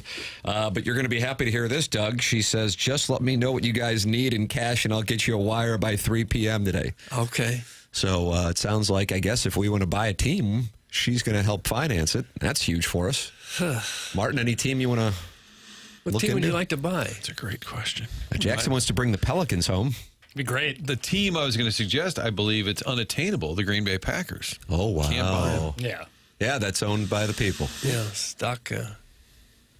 stockholders own the Packers. Yeah. Season ticket holders. Yeah. I say we buy the Cubs, and then we quietly tank them. Not bad. Cubs have been bought by a group out of St. Louis. Fans are not happy. Sharon, see your fat ass at Starbucks in Frontenac. Bring 5 years of tax returns and personal balance sheet, and bring the K1s. Let's have a contest. That's from the Warson Woods Wacko, and he's looking for a balance sheet showdown at Clayton and Lindbergh this morning with Sharon and Clayton, the star, the Real Housewives of TMA. Martin, this is what happens on this show: balance sheet showdowns. Usually we stick to zip code shaming. That's balance sheet. And if we were smart, which we weren't, Balance sheet is probably a more fair way to judge people than your zip code. Because there are some people who live in fancy zip codes that don't have a lot of money, and there's people that live in not so fancy zip codes that do. Why do you hate being house poor? Well, I'd rather be house poor than just poor. Flip that off. Multiples are higher with recurring revenue mods. You boy pig of Wall Street. That's from the recovering alcoholic. Gosh. What did we get called there? Boy pigs of Wall Street? That's right. Wasn't that a film with Leonardo DiCaprio? It was a spinoff. That's a little overboard. You can say you're going to rub honey all over my body, but don't talk about my mother.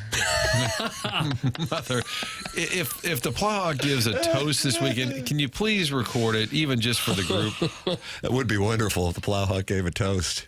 It'd be pretty rare to give a toast to your own wedding. Maybe Don't rehearsal you dinner? speak? Well, he'll speak at some point, right? Address Really? the crowd. Yeah. That happens. I've been to Okay. weddings where Not saying he's doing groom material. speak. I don't know if I've been to one where the bride speaks. No. Certainly at Obviously, rehearsal dinners. sometimes the that fathers happens. do. And Okay. the best man and the maid of honor. Like they doing bits? Like Abbott, Like sketches? like Abbott and Costello? I think I'd love that. That'd be a great way to... Well, you've been to weddings where the best man or somebody Best will man, talk, yeah, right? but never the bride or groom. Never. Yeah, I don't think I've seen the bride or groom talk either. Oh. Maybe this was a smaller wedding. Sure. Lakers valued in October of 2024. Forbes magazine valued them at $7 billion. Oh, Doug, how do you do? Should have got in then. Yep. Revenue of $522 million, so they bring in $500 million a year. Operating income close to $200 I wonder how the Clippers no longer playing in the same building would affect that. If that would be better for Lakers ownership or worse. I don't know. I don't know how all Well, it that would works. depend on who owned the building. Right. Sharon doesn't know what a balance sheet is. I'd also avoid K1s in this showdown. People can have plenty of them with $15 of income or staggering losses. That's from Carlos Spicy Wiener, and he's advising Sharon to not participate in the balance sheet showdown. Yeah. Is he saying she's a vanity K1? Vanity K1. Yeah. Guys, remember when that nasally cuck wacko would call in? LOL, dude probably spent all of his years in schools getting bullied for that alone. That's from Mr. Siders, who usually focuses on Jackson's 7-iron distance, and now he's going after the Warson Woods wacko, and Doug, all hell's breaking loose in this Air Comfort I Service know. text inbox. Can't we all just get along? Boy. The last time I was at that Starbucks there on Clayton and Lindbergh, I went in and ordered like a green tea. It was like $7. Ooh, ROI. It was like 8 ounces. I said, "What am I doing? What am I paying this for water for?" Why don't you put a group it's together packed. and buy it? The place was packed. Suck it, Doug. Okay, well that's what I did. Feels like Edmonds may have been in there at some He point, could have been. that location, when he's not farming in Tennessee. That's correct. Sorry to disappoint you, wacko. My delight in my social stance is secure. Don't feel the need for validation by a W-2 showdown with some rando. If what you claim is true, which it probably isn't, you're just another example of how money doesn't buy happiness. I feel badly for you. That's Sharon and Clayton Starr, the Real Housewives. Came right of back at TNA. him. She came right back at him. I gave a 10-minute speech at my wedding. I had to stretch like Chris Rock did on Chappelle Night. Tim wasn't done with my wife, so I had to drag it out. That's from the recovering alcoholic from Belleville. Tap dancing. That's good. That's good. He felt like he What had else to reach Frank a have to time say over limit. there? Frank, you enjoying the show right now? What else is Frank's got a lot to offer? Is this Lexington steel? The shrubs. And leave you quivering. Frank, would you say this statement is accurate? Doug Vaughn, big ego, small Johnson. Stop it, Frank. Or deny? What is going on the press box? That's my His show favorite one. changed. His show changed a lot since I used to listen. Yeah. Frank working. Does it matter? I think it matters. I don't know. Let's see if What they're if I had... Go ahead, fire your bullets. No, I papers. clicked on the wrong one. There is no wrong one. Yeah, that's exactly right, man. The Arnold Palmer It was matters. the best. It matters. How about Arnold Palmer? Can we have this breakdown of Arnie? Yeah. Hold on. Oh, yeah, I got it right here, Doug. I got it. Okay. Women wanted to be him, and men. Women wanted to be like him, and guys wanted to be with him. Maybe it was true. Sergeant Major Rose wants to talk about it on the Callier and Thompson phone lines. Good morning, Salute. Sergeant Major. Salute. Good morning, fellas. Belated Happy Father's Day to everybody. Well, thank God you. bless. I'm Right back at you. hoping there was no foot rub and chicken specials that were offered up. Jackson, was that in play? It's only in May. Only in May. Perfect. No, I'm on detail, and I had the show on this morning, and a couple of the guys I work with were like, what are you listening to? Reasonable. Fair question. And I say, well, maybe you should chime in. So you got a couple more East Coasters out here listening to the show today. So I thought I'd give you a heads up. Doug, they love us on the East Coast. Where are you? Can you tell us where you are?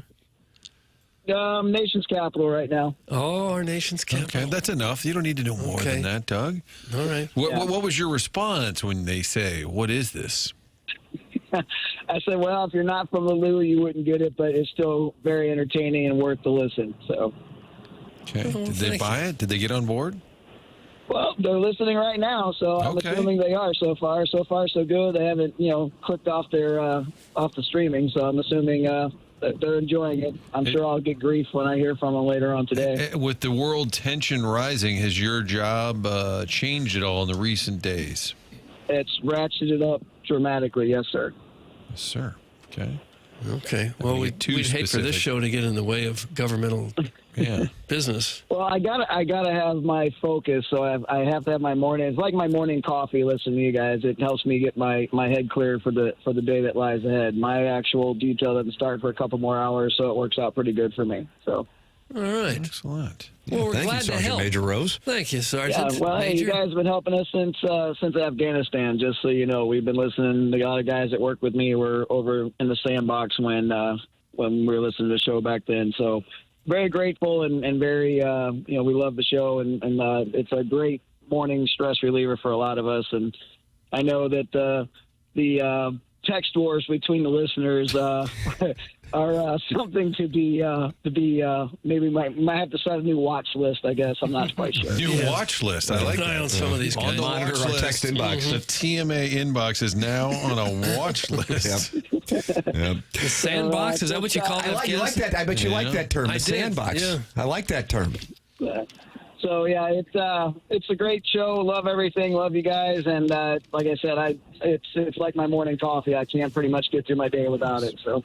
How about that, Doug? The program's yeah. like the morning Thank you, coffee. sir. It'll make you take a leak. Thank you, Sergeant Major Rose. Always good to hear from you. Have a great one. Thanks, you too. That's Sergeant Major Rose from D.C., Doug, protecting our nation while listening to this program. And did I hear it right? Were they listening in Afghanistan? It was so dangerous over there, they thought, well, listening to the radio show can't be worse than this. So they turned it on there? Intellectual things are just my jam. Yeah, it goes for a lot of us. Huh. Well, nice to hear from him. Absolutely. Hey, Papers, was your mic on?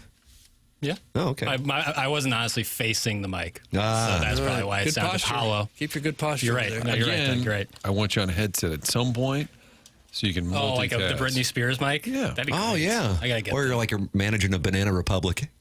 Yeah, both are great. I had one of those when I worked in the movie theater. It was awesome. Doug, a hot cup of Tim in the morning does the trick. That's from Okay. Joe Boo's Stop Jockstrap. it. First thing I got to say is what just a privilege and honor it is to speak with Tim McKernan. Stop this. Sharon, isn't it time for another lip injection? My single friends say you need one, and they're hanging out at Brio. That's from the Warson Woods Wacko, and he is trying to bait her into the balance sheet showdown, which would be on the east side of Lindbergh, Doug, whereas Brio, of course, on the Other west side yeah, the corner of Lindbergh. But they can maybe hang out afterwards once they settle the balance sheet showdown. We will be there to cover it if there is a balance sheet showdown today. It would be wonderful. You can share your balance sheet by sending it in at 314-399-9646. That's how you can text in, call in, 314-974-0101. Who would have known that the sale of the Lakers for $10 billion would activate a balance sheet showdown amongst listeners on this program, but alas, it has. Tim McKernan, Doug Vaughn, Martin Kilcoyne, Jackson Burkett is on the ones and twos. Chairman Kurt is manning the Collier and Thompson phone lines, which you can call into at 314-974-0101. Mentality is a longtime sponsor of this program. And if you're feeling like you're running on empty, Mentality Health is here to help. If you're dealing with low energy, low motivation, fatigue, you're tired all the time, weight gain, muscle loss, especially belly fat, you're feeling anxious, moody, or irritable, a lack of focus or mental clarity, those are all symptoms of low testosterone.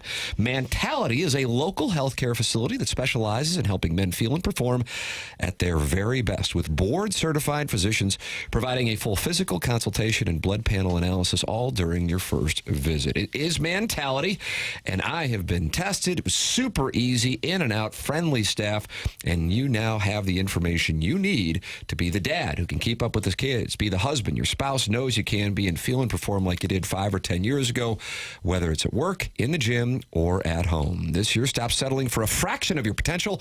Mentality's New Year offer is your chance to take back control. Visit mentalityhealth.com/radio to find out more information or even a discount. That's mentalityhealth.com/radio. The program is called TMA, and it is presented to you by Brown and Crouppen on 101 ESPN and the TMA STL YouTube channel.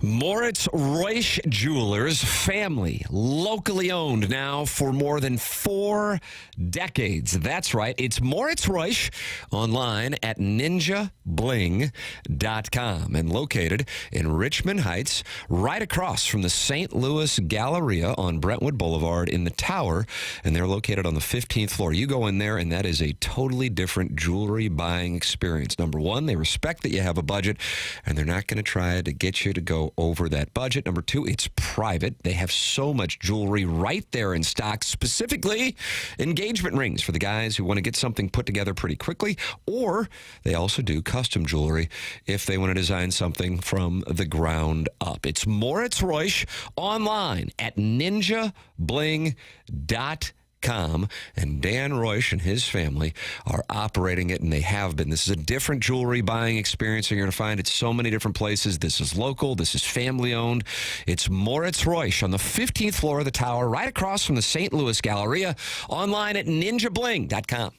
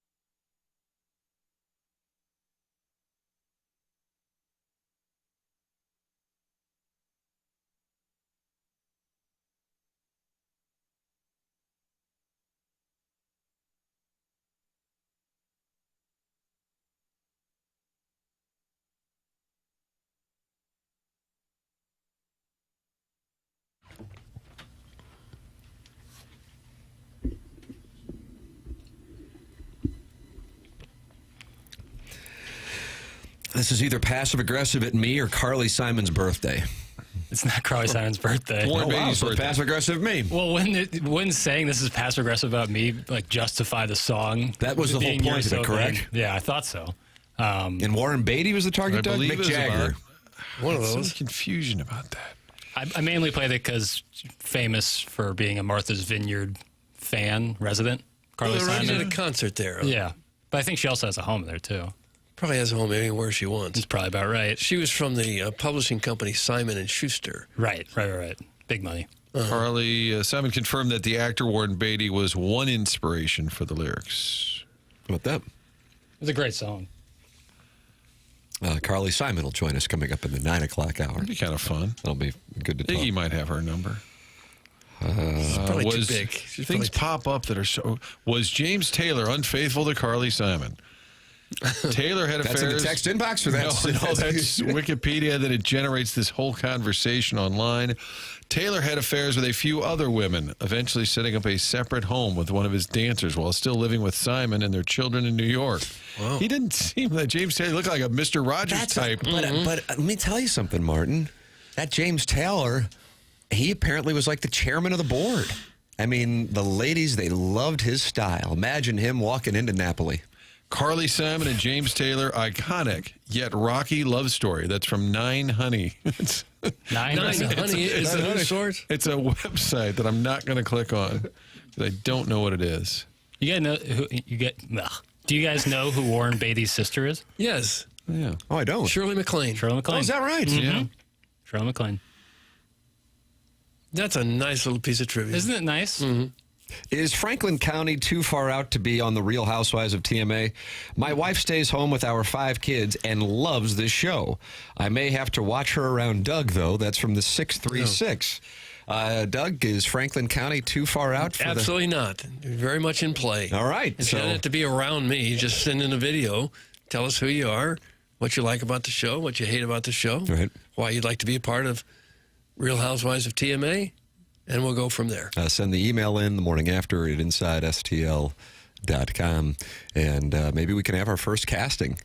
Self-made stay-at-home Ladue mom says she sent in a video, but I haven't seen it. It's a gentleman, Tim. I was wondering if I could participate. I was hoping that Jennings could suck on my toes and stuff. Oh, and stuff. Jackson, what's the theme? I forgot. After all that Carly music? Simon talk, yeah, Just the Martha's Vineyard. And it's just it's a banger, you know? it's a banger. Sometimes, themes are special when if it's not actually every makes day. sense. Well, yeah, and if it's not every day. I feel like today's theme is that you're leaving out of town and let's just play some music. Sure. Yeah, it started a great conversation about, I can't remember who we were just talking Carly about. Simon, James Taylor. Jamie Taylor. The ladies loved his style. Yeah. Did Carly Simon have a relationship with Mick Jagger? The two of them shared a strong bond, although their relationship details have often remained scarce and speculative. Quote, if Mick could have had his way, it would have been Romeo and Juliet tragic. We couldn't have each other, Simon wrote in her 2015 memoir. It still leaves you wondering a little bit. She was very good. She had some really big songs that were big hits. Yeah. We're really skewing to the kids these days. I like it. Carly Simon, Kendrick. You never know where we're going to go. No, that's the you theme. really don't. We love you for that, Jackson. Hey, thanks, Martin. By the way, when you think, Sergeant Major Rose calling in, people are saying thank him for his service. Even he gets nicked. Yeah. People are still sending sarcastic. It doesn't matter. You can be defending the nation in our nation's capital, Doug. Yeah. You're still going to get nicked. And still be told. I think he was told to drive into a swamp. Yes. You can call in and be told to drive usually into oncoming traffic on 270, 314-974-0101. So if you want to start your day in that fashion, that's how you can do it. You call in here. Collier and Thompson sponsor the phone lines. Air Comfort Service sponsor of the text inbox. 314-399-9646. And many friends have gathered in the YouTube chat to talk it over. YouTube.com/TMAS. TL. That's brought to you by Michelob Ultra. Martin, did you share this on the air, or was this off the air? The Matthew Tkachuk exchange? I never know. I don't think I'm violating the omerta, though, by bringing this up. If it was told on the air, Jackson, was it told on the air? I believe it was off the air. Off the air, but it's fine. So I was trying to get Big Walt. Hey, you Walter. I think it was yesterday to call in. And I have occasionally some group texts with Matthew and Big Walt. So I said, hey, congrats to the Kachuk family. As Mama Kachuk would say, wicked awesome. And then I said, if anybody's awake or alive, call into the radio show on Thursday. And then at 10:41 last night from Matthew, thank you. Still can't believe it. Back to back. Which Tim then pointed out to me and deflated me greatly. Oh, I didn't mean to deflate No, you. I'm kidding. Oh. Copy, he said, that's great copy and paste. I know it probably is. Because he probably has, God only knows, thousands and thousands. Absolutely. For sure. So he wants to respond, which is very kind. And he's just got the... Yeah, in Notes app. No. Copy and paste it.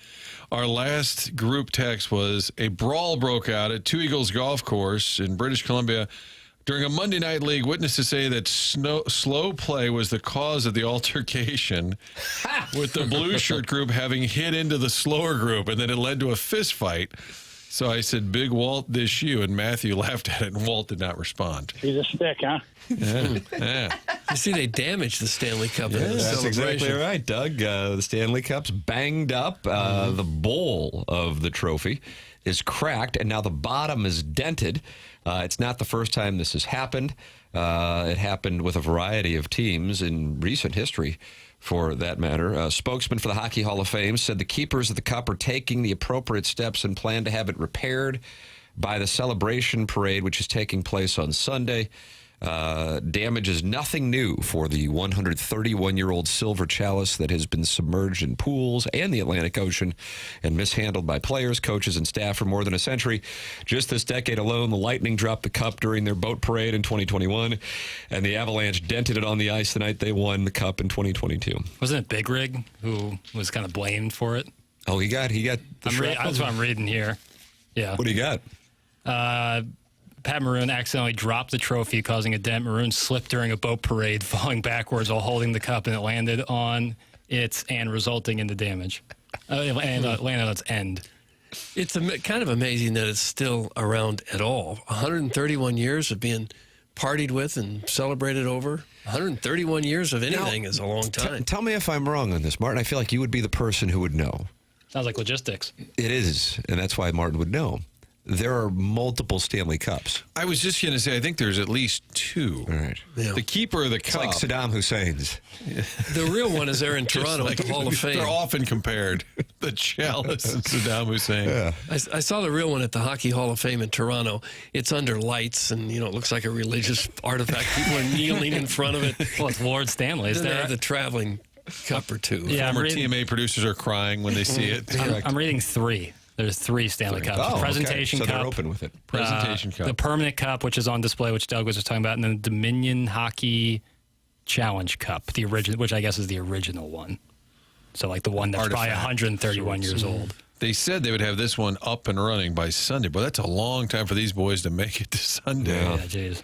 Oh, how about the pony they were having in Fort Lauderdale yesterday? On that balcony? Mother of mercy. They just stayed up the whole night. Not that that's particularly surprising. Then Marchand shows up, and they get the "Thank You Boston" cheer going for a message back to their rivals. But there is a little track record of players leaving Boston and immediately having some success. Brady, Buccaneers. Ray Bourque, who beat the Blues in the 2001 Western Conference Finals and then went and beat the Devils to win his first Stanley Cup. Mookie Betts, Brady, Bourque, and now Marchand with the Chalice, albeit he won one in his rookie year with the Bruins. But, the "Thank You Boston" chant going on. Is there one for the NBA, for Ray the Allen. association? Ray Allen. Shuttlesworth. Yeah, Shuttlesworth he also with won the Heat. one. Yeah, he also won his first. Well, and if any Boston fan is calling in today and complaining about their players leaving and winning, there's been plenty of winning in Boston. Yeah, geez. They've had plenty of parades. Most successful city in sports in the last 25 years since the turn of the century? Is it like a no-brainer, not even close? Yeah, so. I don't even Because of know the it would be Patriots second. alone. LA maybe second, but that's, Look at the Dodgers, the Lake Show, the Rammies. How many Super Bowl wins they have? Kings with the Chalices. Yeah, they got like 7 Super Bowls, right? You're Patriots, talking yeah. Patriots. Boston? Two different shows. Yeah, you're over here, Jackson, Patriots. Doug over there is, you were LA. Doug was Boston. Well, the weird wind up to your point there. There's a lot of it was like a fishing rod. He's casting. That's why you have to stay in shape to do that. Fishing rod. That's right. They don't give these shows to just anyone, but they're thinking about it later today at a special behind closed door meeting. Guys, the bar's called the Elbow Room. I was there during spring break in 1982. That's from Pele Blanco. Yeah. Wow. I've been there in spring break, too. Well, actually, winter break over Christmas. Yeah, they had Big Fun Walt place. and handed the cup from Matthew. Is it a club or just a bar? It's a bar. It's like a islandish bar type thing. It's right on A1A there. I can get a boat drink? Across the street from the beach. Yeah, right. PR for Guys, them. there's a story that Barkov went around his neighborhood at 5 a.m. after winning the cup and rang on his neighbor's doorbells to show him the cup. I saw a ring video that somehow got posted on social media. I saw that too. That was of awesome. Barkov at 5 a.m. with some of his teammates ringing the doorbell and knocking on the door of his neighbors.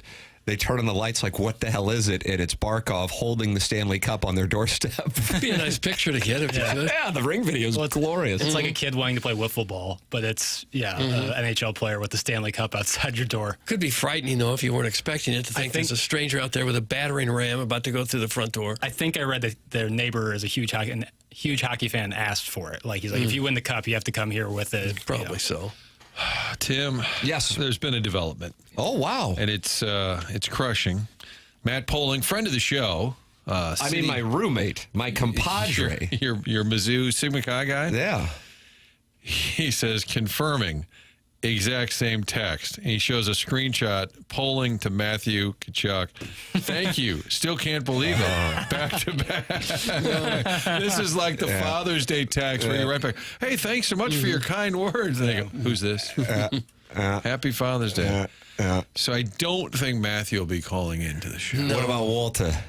I'm taking another run at that fella. Yeah, might as well. He would be great. And he's got to get back to work. The draft for the NHL is next week. Right. And in all sincerity, that is part of his job. The reason he's always out in Sarnia scouting is because they're looking for the next big thing. He's got a job to do back here. Maybe they're done with that already.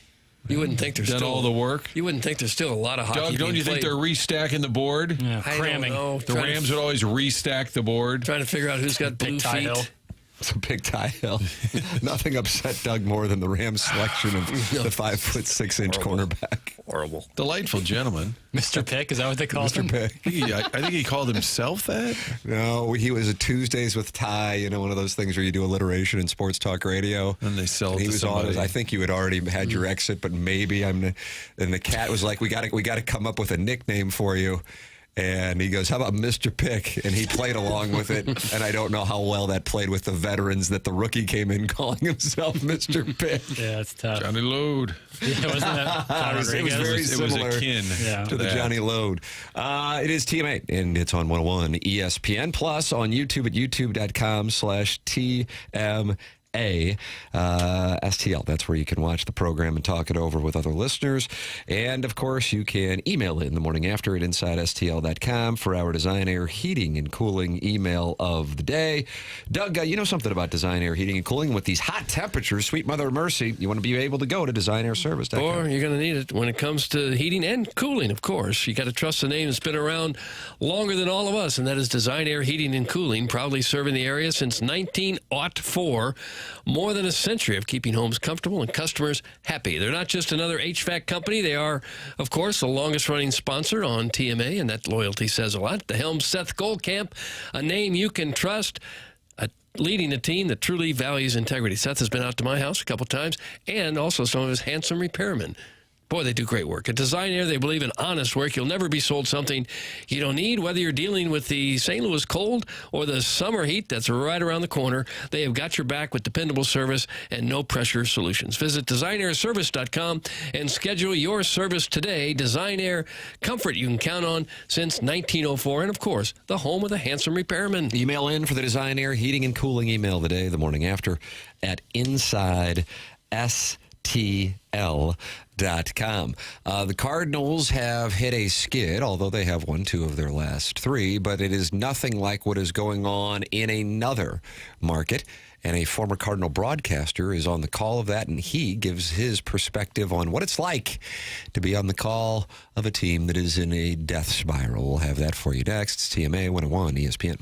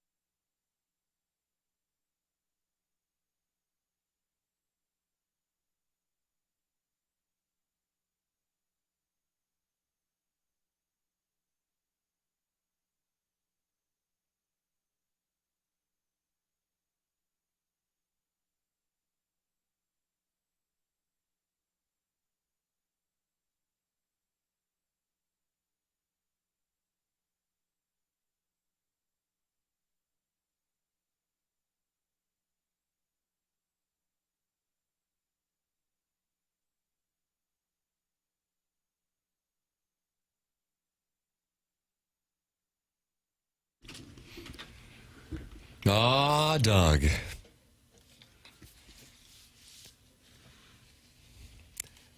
How does this one factor in, Pappas? It doesn't. You just played in songs that Jackie Papers wants to play as he heads to the Northeast. Kinda, yeah. Don't give a rip. Yeah, I mean, it's Billy Joel. It's, I think the people enjoy. Probably play him in Cape Cod. It's like 3 separate songs in one. Yeah, I like that. I'd say the same, like Bohemian Rhapsody is kind of like that, and I think it's cool. I hate Bohemian Rhapsody, though, and I don't Really? know what that's about. I think it was so overplayed during the Wayne's World run that I think that's where it comes from. That's fair. But I don't know. Need to psychoanalyze that. What's your favorite Queen song? Another one bites the dust. It's a nice bass line. But a lot of use over the years, just like We Are the Champions. A lot of that use. gets too much use. Yeah, it's got to be one of their anthems, though. You got to pick a deep track Queen song. Oh, like Radio Gaga, which is the namesake for Lady Gaga. Doug, did you know that? I bet you didn't know that. I didn't know it. Never knew that. Yeah, that's information that I'm providing here for the first time on this show. TMA 101 ESPN shows presented to you by Brown and Crouppen. Brown and Cruppen's online at brownandcrouppen.com. And if you want to call them, 314-222-2222.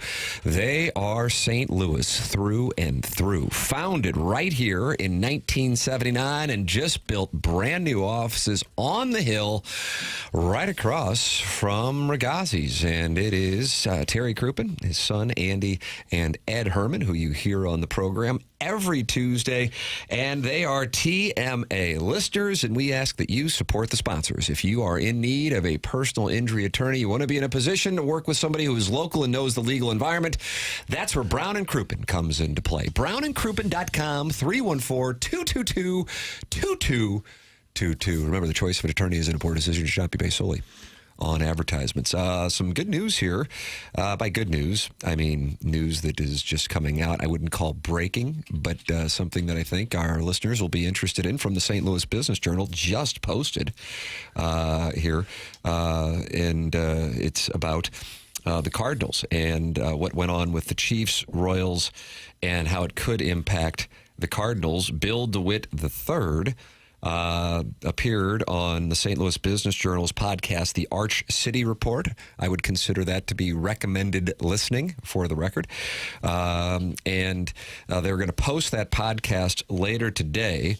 Bill DeWitt III said the Cardinals were hands off in pushing for state legislation that seeks to retain the Kansas City Chiefs and Royals in Missouri, but it also opens the door for state support of Busch Stadium upgrades. DeWitt made these remarks during a live taping of the Arch City Report, and that is going to be published here coming up this morning or this afternoon. Governor Mike Keogh signed the stadium legislation this past weekend after it was passed during a special session. It addresses concerns the Royals and Chiefs could leave Missouri for Kansas after stadium leases expire. But the legislation applies to a stadium development and renovation project in the state that costs more than $500 million for facilities with over 30,000 seats. Its passage comes as the Cardinals are planning for major renovations at Busch Stadium, which opened nearly 20 years ago in 2006. The Cardinals have kept an eye on the efforts to craft legislation aimed at keeping the Royals and Chiefs, but did not insert themselves directly into the conversation on the bill. Per Bill DeWitt III on the podcast, he said the following, quote, "It was something we did not do much work on, to be honest, for a long period of time. And then right at the end of the session, when we finally saw the bill, we started getting active in trying to figure out whether we might qualify or whether we could be helpful in the process in the legislature. The Cardinals did not help shape the final language of the bill, but did express support for it to lawmakers," said DeWitt. He credits the bill's ability to aid Busch Stadium upgrades to fortuitous timing, with the effort to retain the Royals and Chiefs overlapping with the Cardinals planning for their own stadium project. That it comes from the St. Louis Business Journal, and the podcast will be aired this morning, and it's called Arch City Report, the Business Journal, with Bill DeWitt III. I'd like to know what kind of improvements they plan on making, because it looks replacing to me the seats. That's one thing. I think he Improving the said suites. HVAC and structural, a lot of that stuff, which is not exciting. Yeah, just stuff you don't see, I guess. But it was a natural reaction, I think, to the Royals and the Chiefs getting some state money. I think every professional sports team now will look at it and say, okay, what What's in it for us? It's Blues, a natural probably. reaction. Maybe Blues, next. Yeah. Battle, maybe. Well, it seems fair if the state's going to pay for 2 franchises on the west side. They ought to take care of St. Louis as well. The Cardinals privately financed nearly 90% of Busch Stadium's development, which cost $411 million. DeWitt said he's going to need help from both the city and the county to get things accomplished. Regarding local government support, he said, quote, "We definitely need the help of the city to be on board to advance the project." So that is in the podcast interview. The timeline for the Busch Stadium renovations, according to DeWitt, are going to be taking place, Doug, in 2 buckets. Do you mind that term? I don't really like it, no. One involves the ballpark's mechanical systems with upgrades to the HVAC systems, elevators, and escalators. The rest will focus on fan-facing components of the stadium, seeking a refresh after 20 years. He said it's a common time frame to start thinking about what your mix looks like in terms of seating offerings, food and beverage offerings, whether your stadium is properly configured to match the demand that's out there for your product. And he said some upgrades will be driven by changes in technology. Busch Stadium was built when fans still used paper tickets to enter. Fans now use mobile tickets to get into stadiums. Mm-hmm. Boy, that had to save him a fortune. Just a fortune in printing costs. To think that they were prepared or already had printed out paper tickets for 45,000 seats for 81 home games, and now they don't have to do any of that? I still kind of like a paper ticket. You're walking around. Where's your seat? Hey, fella, where are you sitting here? Oh, well, hold on. My phone is still uploading. Hold on. Oh, sir, you're in the wrong section. Technology and stuff. Mm-hmm. Yes, that's me. Technology I like that too. Stuff. I like the paper ticket, but you can sure understand why they don't. And it sure is easy to trade tickets or sell them or send them to someone if you can't use them. It makes all the sense. Went to that Mizzou, Oklahoma game, and I'm in line, and my phone is locking up, and I've got, and there's like a just bad stampede of, and there's a stampede of people going in. I'm like, what am I going to do? I'm like, come on. I was never more nervous. You got to get those bad boys in your Apple Wallet while you have good service, and then you get to Furrow. Doug, you got to get the bad boys in your Apple Wallet. Apple Wallet's a game changer. But what if the phone dies? What if your battery of your phone dies? Do they have charging stations? You're an adult. You can't have your phone die. But still, sometimes things happen. It's unacceptable. You just took the keys away from Grandpa. The phone is so important. The cell phone is so important. It is completely irresponsible to have your phone die. Your phone has never died, ever. Not when I needed it, no. But it has died. Only if I let it, because it's good for the battery. But sometimes stuff just happens. I think so. That's what they say. Like sometimes you think you got a charger in the car. Sure. Oh, it's not working. Accidents, crazy things happen. Maybe your charging port isn't. But by and large, 95% of the time, a grown adult in America, you have to have your phone charged. Right. 95% of the time is about right. But there's still 5% of the time that you might get up there and go, oh, my phone just died. My ticket's on the phone. I wonder if some of these places have charging stations right there by where you get in. So if that happens, they could help the people. I'm saying if you're paying $250 or whatever, you're paying like $100 for a sporting event, and tickets are going to be on your phone, and you didn't charge your phone, then, you went to war without any bullets. Like, I don't know what to tell you. Some people have older phones. They haven't replaced the phone yet, and the battery's dying real quickly. And you think, for sure, I'm leaving the house. I got 40% power. I'll be fine. Oh, doggone it. The charger didn't work in the car. And then you get to the stadium, and you're down to 2%. And you wait in line, and it's done. And the phone, I'm sure this is happening to people. And you got to send it to somebody else whose phone is charged, and they were responsible and charged their phone. But you're the one who's got to show them the ticket to get to walk in. Right, but you can send the tickets to a friend. How's that going to help? If their phone's charged, you're good. No, because you got to have the phone. You got to have it to get in. What if my phone dies? Where's the parking lot? Donnybrook, this grumpy old bastard. That's from Harbor Day. That stuff happens. Donnybrook, that's a verb, Martin? Send them to PBS? I don't get that. But when you get in the building and then your kids wander off, they don't have the tickets, Doug. I know. It's all on my phone. I'm with you. I completely can't say to them, you're an adult. Carson, figure it out. He's not. But then he's wandering off without a ticket. How's he going to get his way back? Maybe kids don't have phones. Yeah. Maybe they're not old enough to have a phone. So now they're wandering around around the stadium without a ticket. You know what? I'm not saying I don't like the system. I fully support why they did it. I'm just saying there are some problems. There were problems with paper tickets. You lose your paper ticket and you're just out of luck. Yeah, right. Like I remember once me and my dad went to a Cardinal game. We drove all the way down to Busch Stadium, parked, and we had forgot the tickets at home. Mm-hmm. Those days are gone. Ooh, that had to be a bad beat. He was pissed. It was brutal. Did you tell him you're an adult? You should have remembered the tickets. No, I wouldn't have. No, not the time. There are some people who aren't as addicted to their phones as everyone else. For sure. And they might forget it or maybe not know how to handle it. That's even right. better excuse. Like that's less of an excuse to have your phone die. If you're never on your phone and it dies, that's just careless. Arbor Day says what Bill DeWitt did not say in the conversation is that they have to reinforce the steel girders for the upper deck as part of a 10-year BMI adjustment. The St. Charles Fats are bowing those top rows. Oh. That is... This is on St. Charles. It makes St. Charles County pay. That's Arbor Day, and I guess he has a source that the steel girders, because of a BMI adjustment? Knock it off with all the helmet nacho offerings.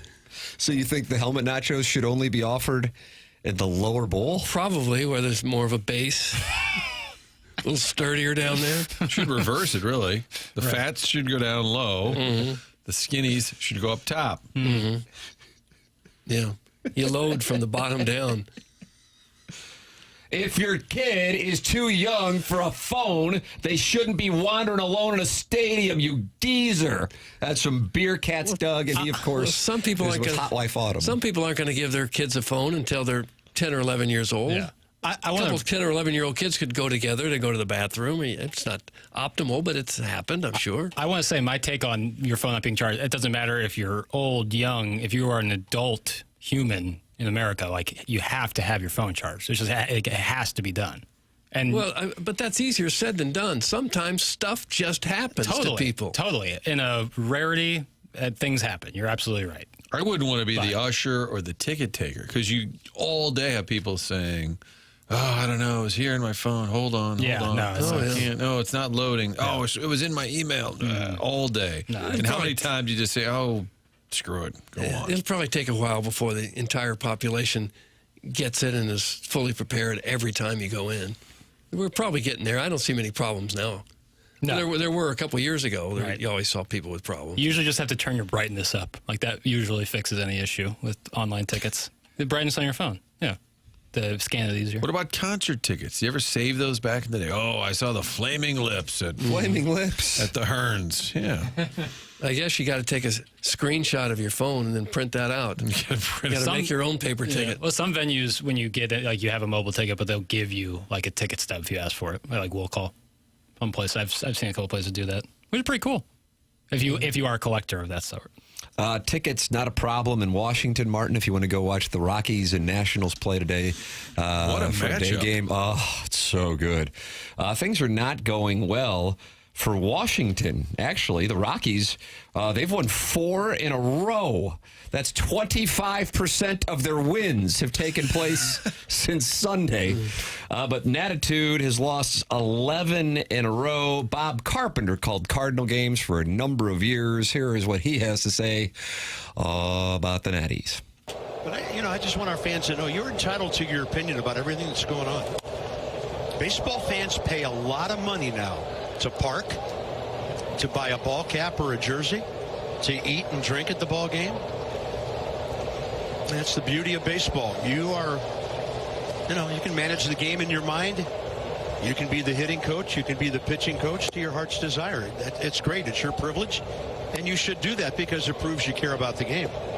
But my philosophy as a local team broadcaster, I always thought my job was to make our fans feel good about following our ball club, taking their loyalties, enhancing all of that.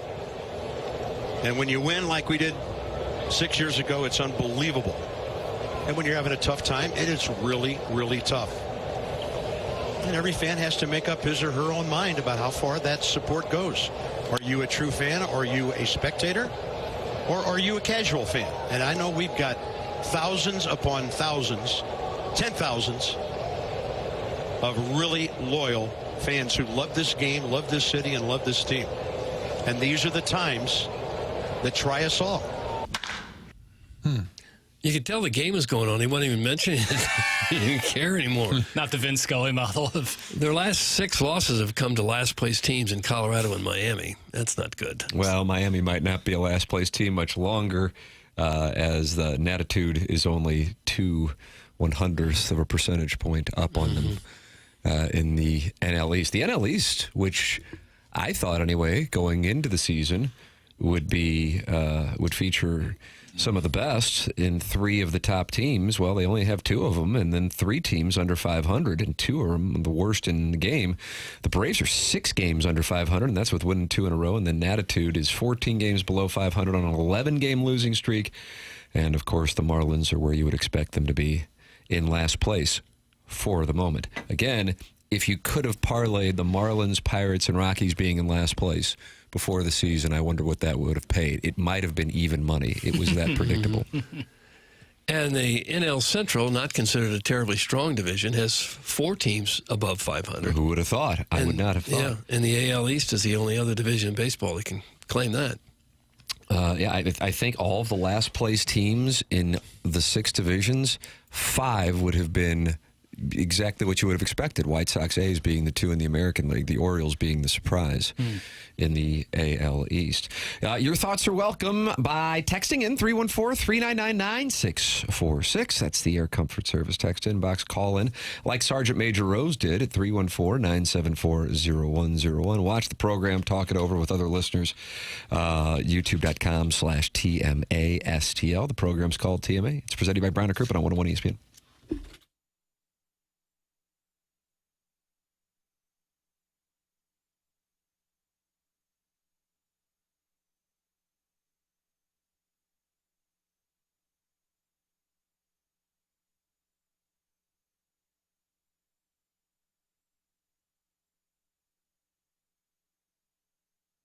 St. Louis has a local gem in Dents Express. Family owned and operated right here in St. Louis since 1992. Gray Wilson and his team are the go-to experts for paintless dent removal, whether it's hail damage, door dings, or those annoying shopping cart dings. What I love, these guys aren't just good, they're experienced. Their techs have been with them for over 20 years. That means you can trust the people working on your vehicle. They offer free evaluations, no appointment necessary, and they'll even handle everything with your insurance. That's right. You drop it off, and then they just take it from there. They're open Monday through Friday from 9 to 5 and located right in West County. You can call them at 636-227-5050. That's 636-227-5050, or just swing by and let them know that we sent you their way. Tell Gray that we sent you their way on TMA. That's Dents Express, St. Louis's leader in hail damage repair.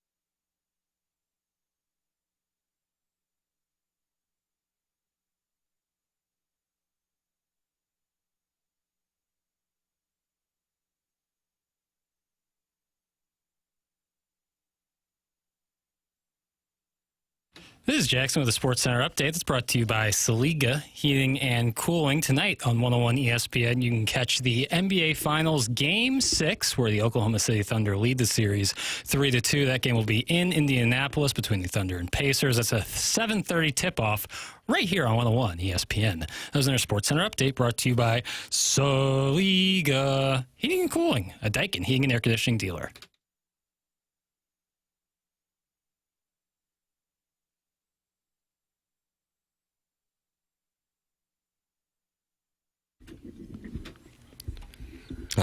The Graduate. Doug, as you know, one of my 3 favorite films of all time. What are the other 2? Godfather? Yes. Behind the Green Door. Not a bad guess. Marilyn Chambers, The Ivory Soup Girl. Wet Pink? How do you find it. How do you like them apples? It's a hint. Good Will Hunting? Nice. Oh, wow. You're a little surprised by that, and maybe a little disappointed, it seems. That's my read. For top 3. I love that movie. Yeah, it's not your fault, John. Maybe it's a Mick thing. I don't know. No, it's good. It's fine. It's a great... Good or bad, Jackson? I'm sorry. Good. Oh, Godfather. Yeah. Good. Graduate. Good. You notice the different pitch there, though, Doug? That was a sequence thing. Good. Have you even good. seen Good. Graduate? That's long ago. For movie. sure. Oh, I love that movie. Behind the Green A Door. staple of the waning days Also of for a long time Hollywood's ago. golden age. Send your 3 favorite movies in, and Jackson will tell you whether or not they're good. 314 I don't want to be the arbiter of people's favorite movies. That's your company. That's why I invested in it. No, again, Pre-revenue. That's right, pre-revenue, aggressively pre-revenue. The whole point is, if in the crazy world of so many movies and stuff to watch, it's just cutting through the red tape. Is it good or is it bad? Can you rank Dustin Hoffman movies, in your opinion, as a cinephile? I'd probably put Graduate number 1. I love Rain Man, but I'd probably put Graduate number 1. Kramer versus Kramer. Tootsie. Kramer versus Kramer is great, but it's not one you're like, oh, I'm really excited to watch Kramer versus pack a Kramer lunch. again. It's like it's like really tough. And I'm not a child of divorce, and I can only imagine what it when would he be and the like. kid are making that French toast, it's Yeah, I am not a child of divorce, so That'll it's make like you cry like that. a It Blues still interview. hurts me seeing it. So it's like I can only imagine for children of but divorce. well done. Oh, incredible! Meet the Fockers Part 2. He's in a really cool movie that came out a couple years ago on Netflix called The Meyerowitz Stories, New and Untold, with Adam Sandler and Ben Stiller. Would highly recommend. It's on Netflix. What about Marathon Man? He was a runner. Then he They just did that on tortured. Rewatchables. I've never seen it. All the President's Men. I've seen So that. good. So good. This guy knows film, Doug. I think Graduate and All the President's Men would be 1, 2 for me for Dustin Hoffman movies. Yeah, All the President's Men is one of the most important movies of the 20th century. Important movies. Lee May Ace says Back to School. Is that with Rodney Dangerfield? And Sally Kellerman, Martin? And that's The voice of Hidden Valley Ranch? So this is not a Dustin Hoffman I was reference. thinking, did he play second Sally fiddle? Kellerman We have vehicles. now segued into somebody's just their favorite movie is Back to School, where Yeah. Sam Kinison was a teacher. He was. It'd be really tough for Dustin Hoffman if, 25 years into his career, he's playing second fiddle to Rodney Dangerfield, who's great, but certainly not a screen actor. Thornton legend. Mellon? It's correct. Isn't pre-revenue just finance bro slang for free revenue? I would bet, according to Jackson Scorsese over here, that it probably is. That's from Dougie V's BBL. No. Yes. I'm afraid that's what BBL stands for. Brazilian butt lift, Martin? Is that what it is? I believe great so. movie. Yeah, those are getting popular. Oh, been popular for sure. Movies or butt lifts? Both. Martin, that's a new segment we're doing at the 10 o'clock Although hour when you go to onboarding. If you're looking at stocks, you'd probably be going opposite directions. But both still high up there. But the BBL, yeah, it's on the rise. Oh, it's probably at its zenith. I don't know. People are Okay. texting Doug, is this the random- zenith of I don't BBL? know. I don't know much about that industry. I don't feel like there are a lot of BBLs in the St. Louis area, South Florida. Could you spot it if you saw somebody? Yeah, Jackson, can you spot him? Sometimes a helmet nacho or two can feign a BBL, you know? Hold on a second. I'm going to reevaluate that. Sometimes a helmet nacho or two can feign a BBL. Well, you know, I just don't know if the use of feign was right there. I'm not saying it was wrong. I just don't know that it was right. Well, what I'm saying is Adds to some confusion on your part? Well, there used to be a social media trend, hot dogs or legs, when people would take pictures of their legs by the pool. I think you could go pulled pork nachos or BBL. Oh. When looking at it, sometimes a behind. I'm not up to speed in the butt lift industry. Clip that off as well. That off. It's a big Doug week for the drops. Oh, feign. Pretend to be, or to pretend to be affected by? Indulge in pretense? Yeah, I don't know. Probably not the right word, but... Guys, my friend's wife has a BBL, and it's awful. It's from the 314. How do you know it? How do you know when you see it? I have to tell you, I'm legitimately curious. I was listening to Pillow Talk with that Ryan Powell I was telling you about, Jackson. He had La Serena on, and she was saying that she doesn't have a BBL, or she has a BBL, but it wasn't injected with, like, what would it be, plastic? Is that what it is? I don't know. They took her own fat and then injected it into her butt. I thought they take it from your back and, like, your stomach, your back and stomach area, and then just repurpose it so it both takes away from the midsection and then adds to that tush. Ah, two birds. Yeah. I thought that was the idea behind it. Chairman, you seem like you... Jackson thinks you've had a BBL, Chairman. No. I just thought... Allow yourself to rephrase. Yeah, I didn't have the second part of that sentence there. I thought you were kind of... You know about the BBL. I'm aware of them. Sure. Yeah. Every Kardashian's had a BBL. That's from your mom's lesbian lover. Yep. Okay. Mom's lesbian lover. Okay. All right. Okay. So to get one, you got to first start with the back fat. I'm gonna find out for sure. I thought that was what. That was just repurposing fat. They piped this show into the local hospitals, so the doctors will call in. Maybe a doctor can call in. Doug, your mom's lesbian lover is sending in pictures of the impact of the BBL in the Kardashian family. So if you want to... My mom's lesbian lover? Yes, it involves liposuction to remove fat from areas like the abdomen, thighs, or flanks, which is then purified and injected into the buttocks. Promotes a more shapely and proportionate figure. I didn't even know I had a flank. If back fat has value, we're about to see an Arnold housing boom. Doug, that's from Arbor Day, who was won Texter of the Year in 2023 and 2024. God, yeah, you got to put on some weight before it starts going to the back. That was nice. Everywhere else. That was nice. Al Stewart loved the Rams. That's what I remember. Think Cardi B and Kardashians. Good Lord. And yes, unless they use implants, they harvest fat. Doug, you like that term, harvest fat? I don't mind it. From another part of the body and inject it into the buttocks. That's from Sharon and Clayton Starr, the Real Housewives of TMA. Yeah, I never understood why anyone wanted a big fat ass. I don't get it. I don't get it. Well, you are having a huge drops of the week. That used to be the last thing in the world a woman would want. Is a big giant butt. Would be the last thing in the world they'd want. How about this? Grimy from South County, autobiographical. My wife had her fat from her muffin top taken out and put into her caboose. That's Grimy from South County. I love my ass. Oh. Gangs of New York is amongst the best, Tim. Fictional story, however, highly realistic. That's from the Gene Steck-Schulte's Wicked Slide piece. How do we know it was highly realistic? Oof. Jackson, Jackson, you can tell. Jackson's debating whether or not to espouse a take. You like what you like. But he wants to say more. He's fighting it. That's what he's doing. He's fighting it. I'm going to focus on the positives. It's an outstanding Daniel Day-Lewis performance. And you're flying to Martha's Vineyard. Cape Cod. Yeah. One of the best DDL performances. Maybe DDL. not. Don't say DDL like you know. I just said Daniel Day-Lewis. What else would I be talking about? DDL, BBL. Come on now. I don't know. The National Football League. Gangs of New York.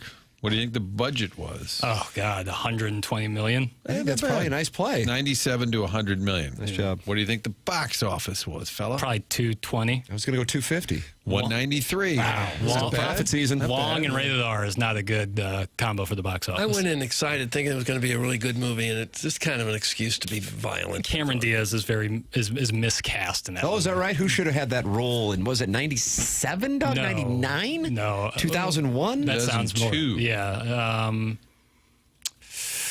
Oh, man. Man, it's tough. You know, Gwyneth Paltrow would have been cool. I would have liked to see Gwyneth Paltrow. Running time? I'll go 181 minutes. 168. A little under 3 hours. Just shy of 3 hours. Scorsese. Yeah. Scorsese, right? Yeah. Oh, yeah. That was his first movie with Leo DiCaprio. They would later make The Aviator, Shutter Island, Wolf of Wall Street, Killers of the Flower Moon. Long partnership there.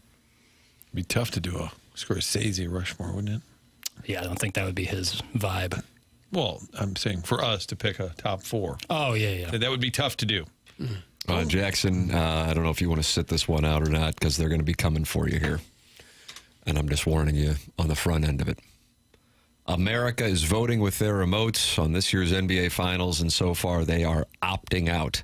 Monday's Game 5 between the Pacers and Thunder averaged 9.54 million viewers, down 22% from last year's Mavericks-Celtics series-deciding game.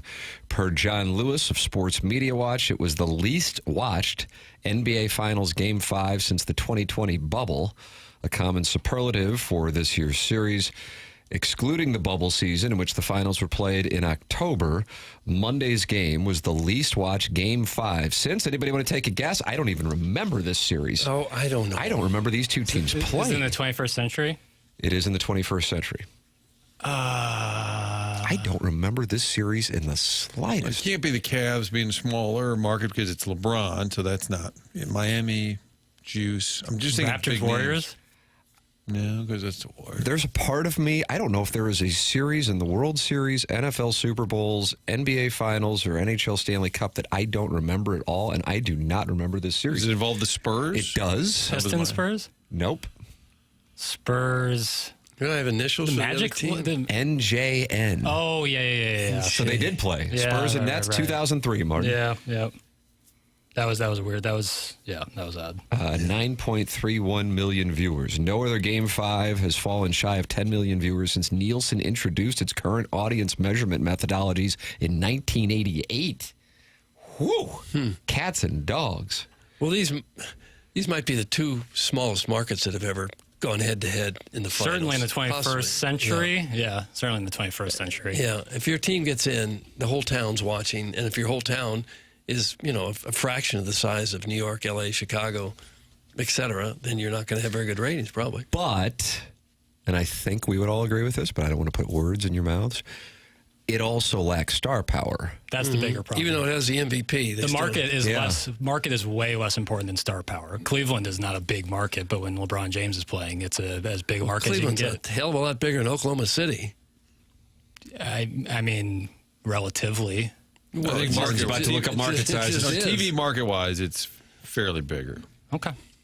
I'm just telling you, star power is way more important. Like if the Lakers, well, the Lakers or Knicks are bad examples, but big markets, like if the 76ers didn't have anybody. What is it, T-Mobile or something that has the commercial going with Shea Gilgeous-Alexander, Holmgren? Yeah, and, right. Yeah. Yep. And when I saw that ad campaign, which started up before the NBA Finals, I was like, wow. I mean, I know what you're saying. It's like in St. Louis in 2004, Pujols, Roland, Edmonds, huge. But if you were to put them on a commercial for a national campaign, it wouldn't really resonate. You do it locally, you go, oh my God, this is a home run. It also probably would put the advertiser out of business in order to have those three talents. But I was surprised when I saw that, right, because I was like, they may be stars, and certainly Shea Gilgeous-Alexander, but he's not a household name, and he is the league MVP. I don't know if they go on a run if all of a sudden it gets there. I don't know. Yeah, he's not like he's not like an outward personality, And I know it's weird. The length of his name is also like a tough thing. It's like it's a really, really, really long name, and SGA is a good initial thing, but it's not like there's not like that Steph Curry, LeBron James, Kobe Bryant. These are like just one syllable a lot of times, just like, here you go. And or at Shea least with Gilgeous-Alexander. the Greek Freak who has a tough name. You could just say Giannis, and everybody knows who you're talking or about. Greek LeBron, Freak, yeah. Steph, I know it sounds weird, but I think that's a part Shea. of Let's it. just start saying Shea. And he kind of looks like 100 other players in the league, too. He's not 7'2". Yeah, right. He doesn't look like LeBron or Steph Curry. He doesn't have a real distinct look about him. Can't wait for Jackie's Spin Zone to spin these ratings. That's from the Crystal City Clamhammer. No spin at all. I mean, I totally anticipated it. Now, if you want to show everything, the Stanley Cup numbers in the U.S. are way down as well, averaging about 2.3 million viewers per game. Wow. So, but to Jackson's point, market size, New Jersey, that's a huge area, the New York area, right? Mm-hmm. But the star power on that team, the 2003 Nets. Tim, did you want to name the entire roster? I would like to do that. Okay. Jason Williams? No, I looked it up because I was wondering if he was still on that team. There you go. Jason Kidd. But Vince Carter. Keith Van Horn? Was that pre-Vince Carter? No, this is Chris Childs, Jason Richard Collins, Jefferson. Richard Jefferson. Was Johnson on that team? Yes, Anthony Johnson. Sure. Thank you. Smith, thank you, was Doug. he on that team? Brown, they had a Brown or Jones? No, sorry. Smith, Brown. Donnie Marshall, Kenyon Martin. Dikembe was on it. All right. Wow, late period, Dikembe. Right after the Sixers, where he went to the finals with AI. The Stanley Cup numbers. The Stanley Cup final tucked away exclusively on cable did not fare well for the NHL. Tuesday's series-clinching Game 6 between the Oil and Panthers averaged 2.8 million viewers across TNT and True TV, down 33% versus last year's Game 6 between the same two teams on ABC. Per John Lewis of Sports Media Watch, it's the least-watched Stanley Cup final Game 6 since, how about this? Anybody want to take a guess on this one? Gee, many Christmas. I know the information, so I will not say. That's right. You recuse yourself. You're Was a it the gentleman. Blues? No. I thought that was why. No. I don't. I'd say some team other than the Blues. I don't think you would. I think if I gave you 10 guesses, I don't think you would get it. How about that? Small market teams again? I'm now going to Phil Ivey mode where you will not be able to pick a teller. And this is the lowest rated Game 6 until this one. That's correct. Oh, no. Doug's is the 10, and that's kind of the scale you judge other butts off of. Oh. Little plowsy interlude. That's right. Wedding coming up Saturday. I don't have any idea. Rangers and Canucks. How 90, shocking is 94? that? Mm-hmm. Wow. That's a Stanley Cup that still is talked about nationally. And this just counts the United States, right? Canadian ratings don't get figured in. Because when you put a Canadian team in there, you know, that's one big national U.S. market that you're going to lose out on. I would tell you that even if that is the case, that in 1994, because it was the Rangers, because it had been so long for them, that was a story that went beyond the casual hockey fan. So I mean, when people talk about, if I'm not mistaken, it's June 17th, 1994, the events that took place, Arnold Palmer's final U.S. Open, the Rangers Stanley Cup parade is mentioned, along with Bob Costas introing the Knicks and Rockets for whatever game that was, the NBA Finals. And then, of course, that was interrupted by the O.J. Bronco chase. But, yeah, how big of a deal that Rangers parade is listed among that famous day in sports and American cultural history. Have you heard the Costas story about Al Cowlings called the NBC, studio, right? And, like, nobody answered? And we've had some moments where we didn't always get right to the phones. There's a story where Al Cowlings wanted to call in and nobody was answering. I'll find it. The series, Martin averaged 2.5 million viewers, down 40% versus last year's Stanley Cup final. I just wonder if one of the teams being a Canadian isn't a big factor in that, because you miss out on that market. It is hard to imagine that in a country this big of 330 million people, only 2.5 million are watching the championship game of a major sport. I wonder if Netflix. Look at I'm watching Jackson. It's so great to watch. If you zoom in on YouTube and you form your own narratives. I was facing the other direction for that explicit purpose. I wasn't saying anything. So I started with the NBA thing. I rope-a-doped them in, and then I delivered the Stanley Cup news, and now there's crickets. Yeah, doff. It was, I just very briefly. Doff. I think hockey, maybe more than the other sports, when your team is out, the season's kind of over. Yeah. Because I know I was like that for years. As soon as the Blues were out of the playoffs, hockey season was over for me. I'm more into it now than I used to be. Sure. But I wonder if that's not the case for a lot of teams and a lot of cities and fan bases around the league, is that once their team gets eliminated, they kind of move on to baseball or something else. Just a brief aside. Doug, just a moment ago, hit the wrong button when he did the cough button, and it went to my headphone. Oh, which button is that? I'll do that again. So for a second, it felt like Doug was right on my shoulder, coughing in my ear. Like I stopped hearing everything else but Doug coughing. And it was nice. Is you it know? the green button? No, it's the white button, I believe. I always hit the white button. Not that time you didn't. Because usually Mike Ryder gets sniped. Mike Ryder, it's all he on hears. the other side of the glass. We hit a button and go, and it goes right into him. It's like the audio spittoon. It's because the finals were on TNT versus a major network. That's from Joe Boo's Jockstrap. If you want to watch the game, you'll find it. Bingo, Doug. I mean, with YouTube TV, I don't even know what channel I'm watching. It just shows me what's on, and I just click on it. YouTube TV presents the NBA Right. Finals. Like that's how that's how it is. Yeah, and also to be fair, totally, but both for NBA and NHL, there's a lot of other metrics that might not have been there 10, 15 years ago that are also super important. Engagement on social media, streaming numbers that are very important now outside of just linear TV ratings. So that doesn't paint the full picture. People are saying the NHL should wrap up things by Memorial Day. Wouldn't that mean starting a lot earlier, running into football season for longer? Like if the front half series. Well, if the front half, if you start the regular season earlier, you're up against football for a lot longer, and I don't think they want that. How about the first round? You just do rocks, paper, scissors with like draw lots, and then you just move on. You can give your thoughts at youtube.com/TMASTL. That's the Michelob Ultra YouTube chat. And you, of course, are welcome to text in to the program 314-399-9646 to get involved on the program. 100 West Dental is a loyal sponsor of TMA. That's Dr. Brandon Pryor and his team at 100 West Dental. They're located on Manchester in Baldwin, 100westdental.com. Mention my name, and you get $1,000 off Invisalign at 100 West Dental.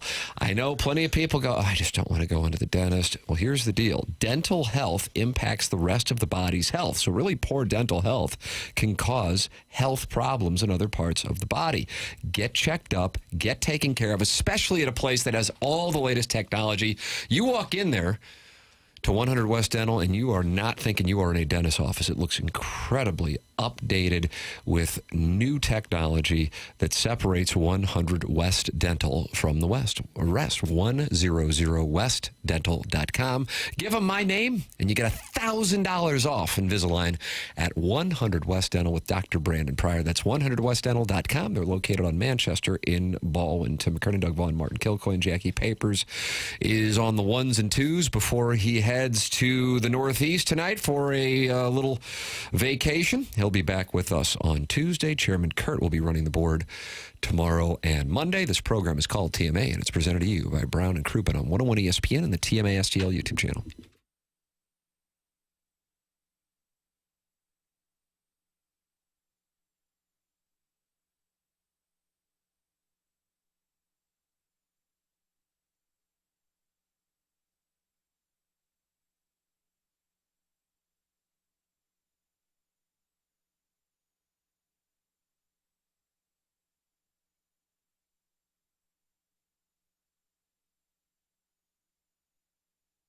Tim McKernan here for Stewart's American Mortgage. Stewie gives out his personal cell phone for you to access him anytime. 314-324-4440, or you can Google the Bagel Loan if you are someone who is looking to purchase a home or refinance, or if you are looking to consolidate some of your ugly credit card debt. Maybe you don't know exactly what direction to go to do any of these things. Well, let me make it easy for you. Call Stewie from Stewart's American Mortgage Corporation. He's going to help you every step of the way. If it's a new home you're looking to purchase, he's going to get you to the closing table fast. Try 10 days, and he will get you the best interest rate possible. And he also has the Bagel Loan that can help you out as well. What is the Bagel Loan? If you borrow $200,000 or more, there's no underwriting fees, no appraisal fees, no title fees, no lender fees, and no closing costs. Stewie is your guy, and he makes it easy. Any questions on rates, the industry, the trends, give Stewie a call. Call him directly on his personal cell phone at 314-324-4440,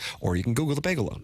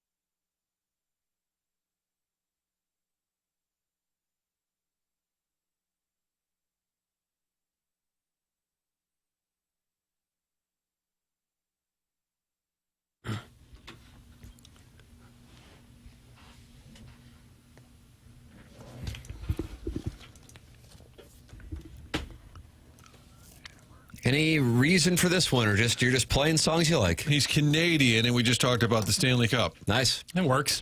It was as good as any explanation. Okay. You don't like Heart of Gold? Come on now. Oh, I love Heart of Gold. Martin, Harvest? it's segment 9-3 on the Stiefel dossier. I think it's 9-2 though for us. 9-2 is just a blank canvas for you to paint whatever you want, but I want to make sure we got 9-2 does appear to be wide open. Yeah, it's but here's the thing. In fair, we talked about this on the podcast yesterday, QFTA, and what is the title of that episode, Jackson? I agree, dumbass. I saw a tweet the other day of some guy giving the take, and the commenter commented, "I agree, dumbass." And I just thought that's where we're at in 2025. We are, where you can even agree with somebody, but you still call them a dumbass. But clearing the deck. But the thing about the Stiefel dossier is there's a good chance that whatever Jackson puts together, I'm just going to go wherever. Right. You know? Yeah. So putting 9-2 as a blank, hey. Yeah, free parking. Free parking. It's free parking space. 8-3 was wide open. However, I'm not mad at you, but of course not. In your defense, you did have segment 8-1 as #ThisLeague. Oh, it is. And we didn't really get to that. Well, yeah, we did. We talked about the Lakers. A little bit, yeah. Yeah, I Cardinals counted it. Corner. Bing, But here says nothing there. Cardinals Corner just says, let's play two, fellas. Not much to say on that one. That'll get you a good 10-minute segment right there. That implies light vamping. That's what that means. But here in clearing the deck, Martin, I know you love clearing the deck more than anything. It's Jackie B. Papers, MLB logistic questions. All right, little Papers, you're headed to the Northeast and vacationing with the elites. Before you go and you look down on all of us in flyover country who love the game of hockey, why don't you ask us your 4 MLB logistic questions? So here's my thought process behind this. Since you guys have a lot of experience covering baseball, both with the team, on the radio, on television, wherever it may be, I figured you guys might have some answers, and if you don't, I'll save it for whoever Cardinal we have on next week, and we'll ask them. So I think it'll work out that way. Is it about Wayno time? I don't know. I'll find out tomorrow, and I'll relay that to the listeners. If a pitcher is throwing a day game the next day, do they stay and watch that game that night, or do they leave early for extra sleep? Like in the playoffs, they'd fly him home a day ahead of time. I would say more often than not, it's the latter. That they're going home early. Like, do you think you stay? Would it be like bad form to stay for like 3 or 4 innings and then go home? I would be shocked, for example, Martin, Sonny Gray's getting the ball tomorrow against the Reds. If Sonny Gray is at the ballpark for all of the games against, all 2 of the games against the White Sox today. Got it. Just to get them that, so that the routine doesn't change based on the day game. So if they had played last night, Sonny Gray had pitched, and then Fetty was due in the day game today, I believe. Fetty would just head back to the hotel like 3rd or 4th inning. Okay. That makes sense. More than likely. All Got to get your rest. All right. Now, listen close to me on number 2 here. Okay. Let's say the team plays Sunday afternoon at home. They have an off day Monday, and then they have a Tuesday night game on the road. When do you think they typically would leave for that road game on Tuesday night? Monday morning? Depends on the city. Okay. But I would say almost always like Monday afternoon, because they want to go home Sunday night, hang out at the pool, barbecue, drink. Yeah. Monday, sleep in a little bit, do some errands. Right. I'd say Monday, meet at the airport at 2 o'clock or wherever. Got it. But if they're going to L.A., San Diego, hey, maybe we should just shoot on out of here Sunday, beat traffic. Hey, we're going to Cleveland on Tuesday. Yeah, Monday afternoon's good. I think the players vote on that. Yeah. If not, the manager picks it. I would agree with that. But it tends to be where they're headed. All right, this one's interesting here, number 3. Okay. If a starter who's pitching that night is taking a nap in the clubhouse, like that's part of their routine, is the onus on everyone else to try to stay quiet for that starter? No. The hell's this one coming from? I've heard from a player. It sounds like all these guys are prissy little schoolgirls who need to go and get their nappy poo. Come on, you're grown adult males in your absolute athletic prime. You can tough it out. Says the guy who wants to, like, what happens if my phone dies with a ticket on it? That's absolutely totally different apples and oranges argument. Terrible argument.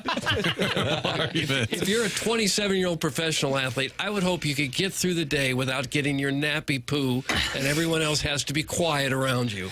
Give me a break. It's less about the nap and more about the routine, I thought. I don't think a lot of start, unless it's a doubleheader where they've got a few hours to shut her down. I think if that night's starting pitcher is over there napping, I'm a little concerned about their ability to go and get out. I don't know. I think I've heard. I'm going to save this one for whoever we have on next week. I'm going to ask them about. If a guy is napping in the clubhouse, that everybody goes shh, like the baby's sleeping. Maybe like please not. Maybe if they're in the training room and they're taking a nap on one of the trainer beds, then like maybe they're quiet in the training room. Like walk lightly in the training room if you need to grab some tape or something. I don't know. I'm asking you guys. No. I don't think there's a whole lot of napping by the starting pitcher that night. I think you're off on. Okay. I want to call attention to the fact that Jackson prefaced this nap question with, quote, "This is an interesting one." No, I'm saving this one for whoever we have on next week. Has it ever happened? Sure. No, but I think I don't think it's a routine. These are the 3 worst questions I've ever heard consecutively. Oh, wait, there's one more. There's one more. I like this. I like this one a lot. Okay, so you're going to stand firm that it's ever happened or that it's common I think practice? a lot of starters take a nap before they throw. They came from home at 2 in the afternoon, got to the park at 2:30, and they're going to go watch some video of the opposing hitters, maybe meet with the pitching coach, get out and get. I'm not saying they're like putting on their gown and like honk shoe. I think it's like for 20 minutes I'm going to rest my eyes on the training table. Well, regardless, Clayton Kershaw takes a 1-hour nap on the training table. Oh man, he's no good. Doug. How Shohei Ohtani also likes a 2-hour nap. Oh, Shohei Ohtani, the $700 million man. Don't they sleep at night? How soft are these guys? I have to have a on nap. the training table. Thank you, Chairman. You're welcome. I bet Willie Mays didn't need his little nappy time. Bob Gibson took a nap. No. And if he did, no. I wouldn't wake him up. Yeah, I wouldn't either. See, that's what I'm saying. It's like some of the ornery, like if Why is everyone so tired? If Bumgarner takes a nap before the game and he's at his peak, and you're not going to like start screaming next to Mad Bum. Well, there's a difference in screaming. And plus, in the clubhouse, there's chairs there. There's no place to take a nap. On the floor. I don't think they're lying down on the floor. The old Wrigley Field visiting locker room. I guess on there's that a cement. couch. There's a couch. But it would be rude on the part of the guy taking a nap to think that this clubhouse is all mine. I'm going to sleep now. Everyone else better dim the lights in the clubhouse. I'm tempted to text Wainwright. I wonder if actually the skipper would respond more quickly. Why are they so tired? I think it's the routine thing. All right, my final one. Oh, there's 4. It's a 4-piece. Can starters who are not pitching that day choose to hang out in the bullpen instead of hanging out in the dugout? I think yes. Yeah, they so. can. How often do we see it? I don't think I don't think you'd want to. I don't know. It seems like the vibes are pretty good out there in the arm barn. Doug, do you like that? Arm barn? You know. But the bathroom's right around the corner if you're in the dugout. Sure. Is there not a little door there in the bullpen where you can use the bathroom? Probably somewhere out there. Yeah. But there's probably more food to nibble on there in the clubhouse if you want to run back there. Or take a nap. I did hear a former MLB player say that like it is frowned upon to like be hanging out in the clubhouse while the game is going on if you're not playing that day. Probably. To like just be sitting back there eating. Yeah, probably so. This is the worst last 5 minutes of my life. That's from the Big Show. It only gets better from here.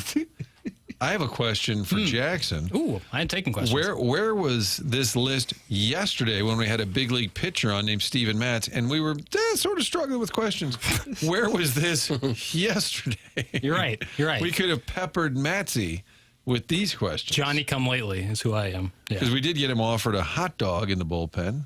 So we had kind of like bullpen-related questions. I guess I could see how some of these guys could be tired if they just traveled all night, had one of those things where they got into town at 2 in the morning. And maybe then. But if it's a normal night where you're home at 11:30 or midnight and sleeping till 8 or 9 or 10, you shouldn't be taking a nap again at 2, should you? It might be as much as part of the mental preparation as the physical, Doug. Like a little Zen moment? Or superstition, like they did it one time and then had a great outing, and now they're going to do it for the rest of their career. But really, back to question 3 during segment 9-3, but we're in 9-2. Right.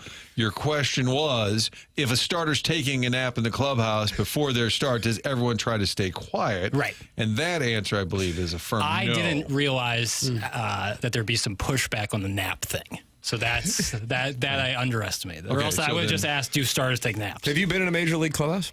No, Not a spring, not counting spring not training. only the spring training one. Okay. No. Now that's where they probably at 7 a.m. having to show up there and let everybody know I'm But here then you for have like 3 times as many guys in there. yeah, you I'm know? here for duty, and they're all just sitting around on their phones playing video games and eating. Now, when the media is allowed in there, that is when the clubhouse clears out. I did notice that. That'd be a So good if you one. wanted to take a nap, the time would be when they let the media in. What if a media member woke you up from Hey, buddy. Are you asleep? You How you asleep? doing? You push him. Are you asleep? Hey, wakey? Hey, the guys, I don't know if you saw, we're set up outside there, and we've had a lot of guys come on. We were hoping. Oh, I'm sorry, are you sleeping? Doug, baseball players wear cups so they don't need a bathroom if you can just fill the cup with your brine. That's from the Dogtown Astrovan. That's a poor take. It's a really poor take. Borderline suspension worthy. Absolutely poor take. Martin, before you head to onboarding and you say farewell to your alliance partner for the next couple of shows as Papers heads to Cape Cod, I think this is a tease that's going to rope you in. A high-profile sports media personality is making a bit of a career change this weekend. Ooh. We'll tell you who This weekend. and what they're doing. That's coming up next. It's TMA, presented by Brown and Crouppen, 101 ESPN.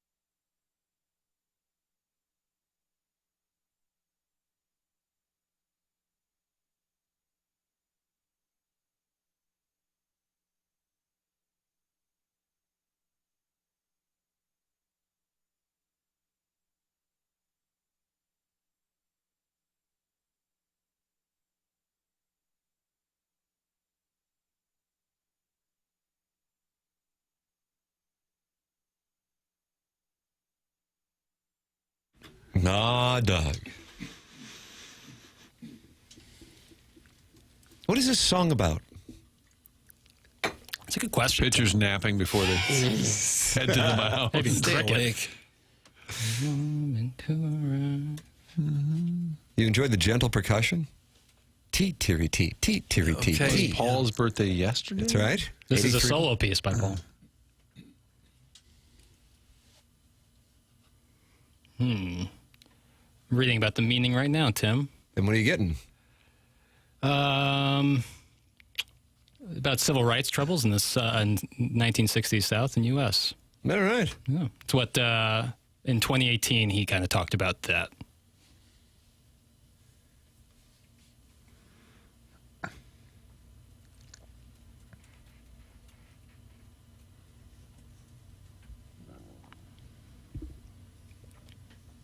Might be my favorite Beatles song.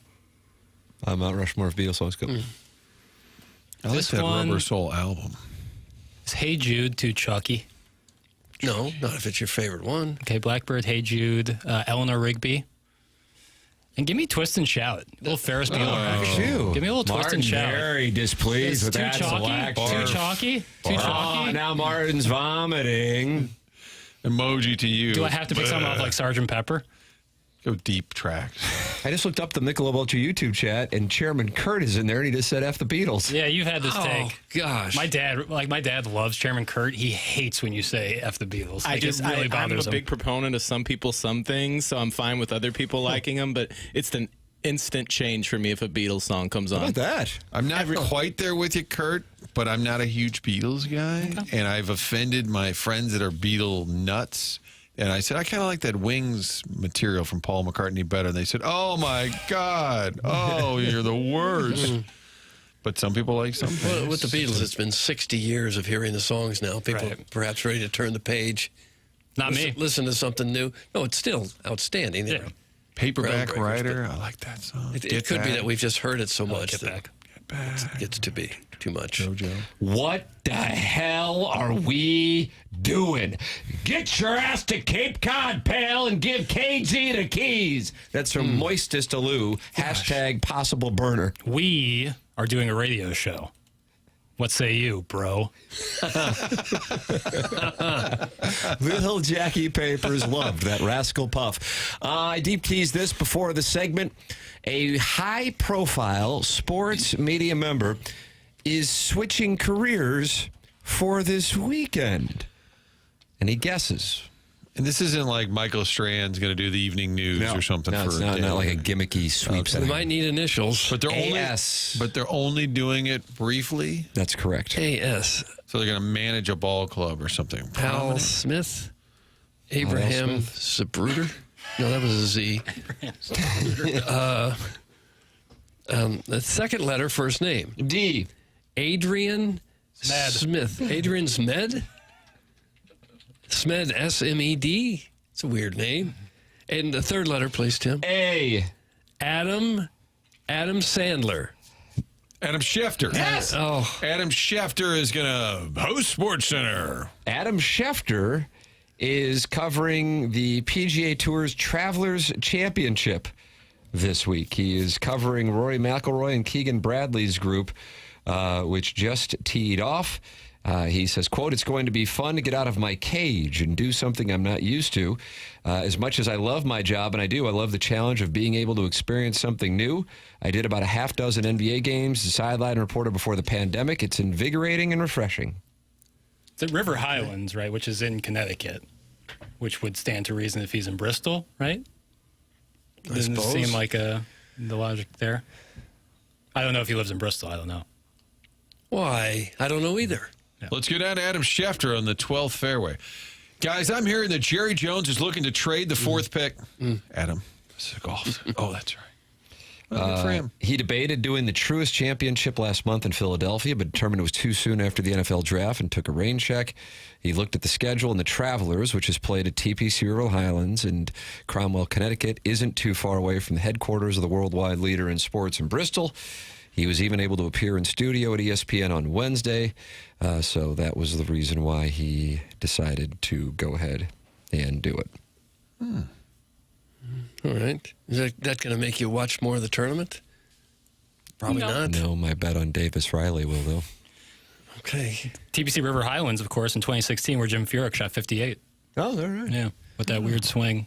Is that the record now? I think for a PGA, for a PGA tournament record.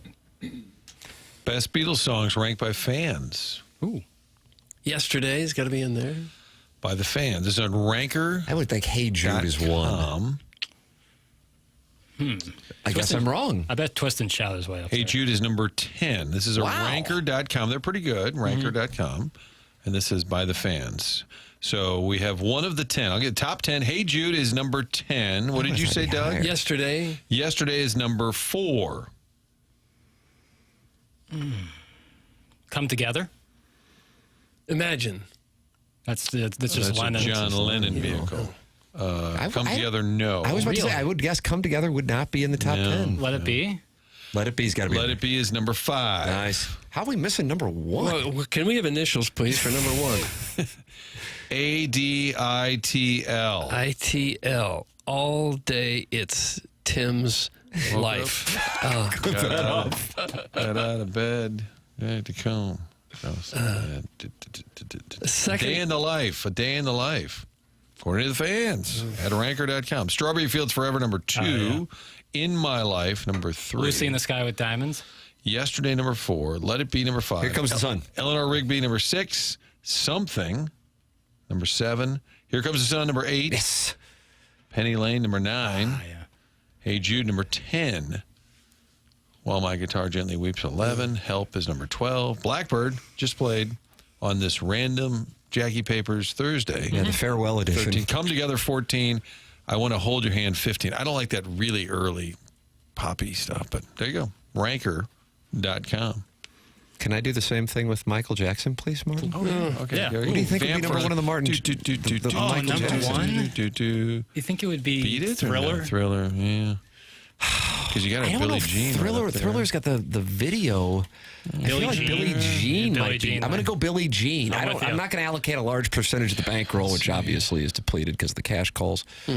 I'm with you. The 80-plus best Michael Jackson songs This is on Ranker. of all time. This is Ranker. And the last one said fans. I'm assuming these are all fans. But number 1 is Billie Jean. Yes, Jackson shipped it. Hi, baby.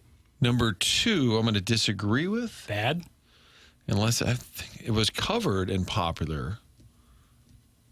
Smooth Criminal? Yes. Oh, that's a great beat. I'm surprised though it would be 2. Number 2.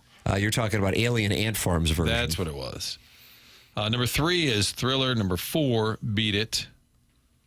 Number 5, a little more of a ballad. Will You Be There from the Free Willy soundtrack? No. I'm looking. Man in the Mirror is number 5. Oh, Man in the Mirror, Doug. Okay. How do you do? And then you got to go a little old school, and you can kind of picture. Off the Wall?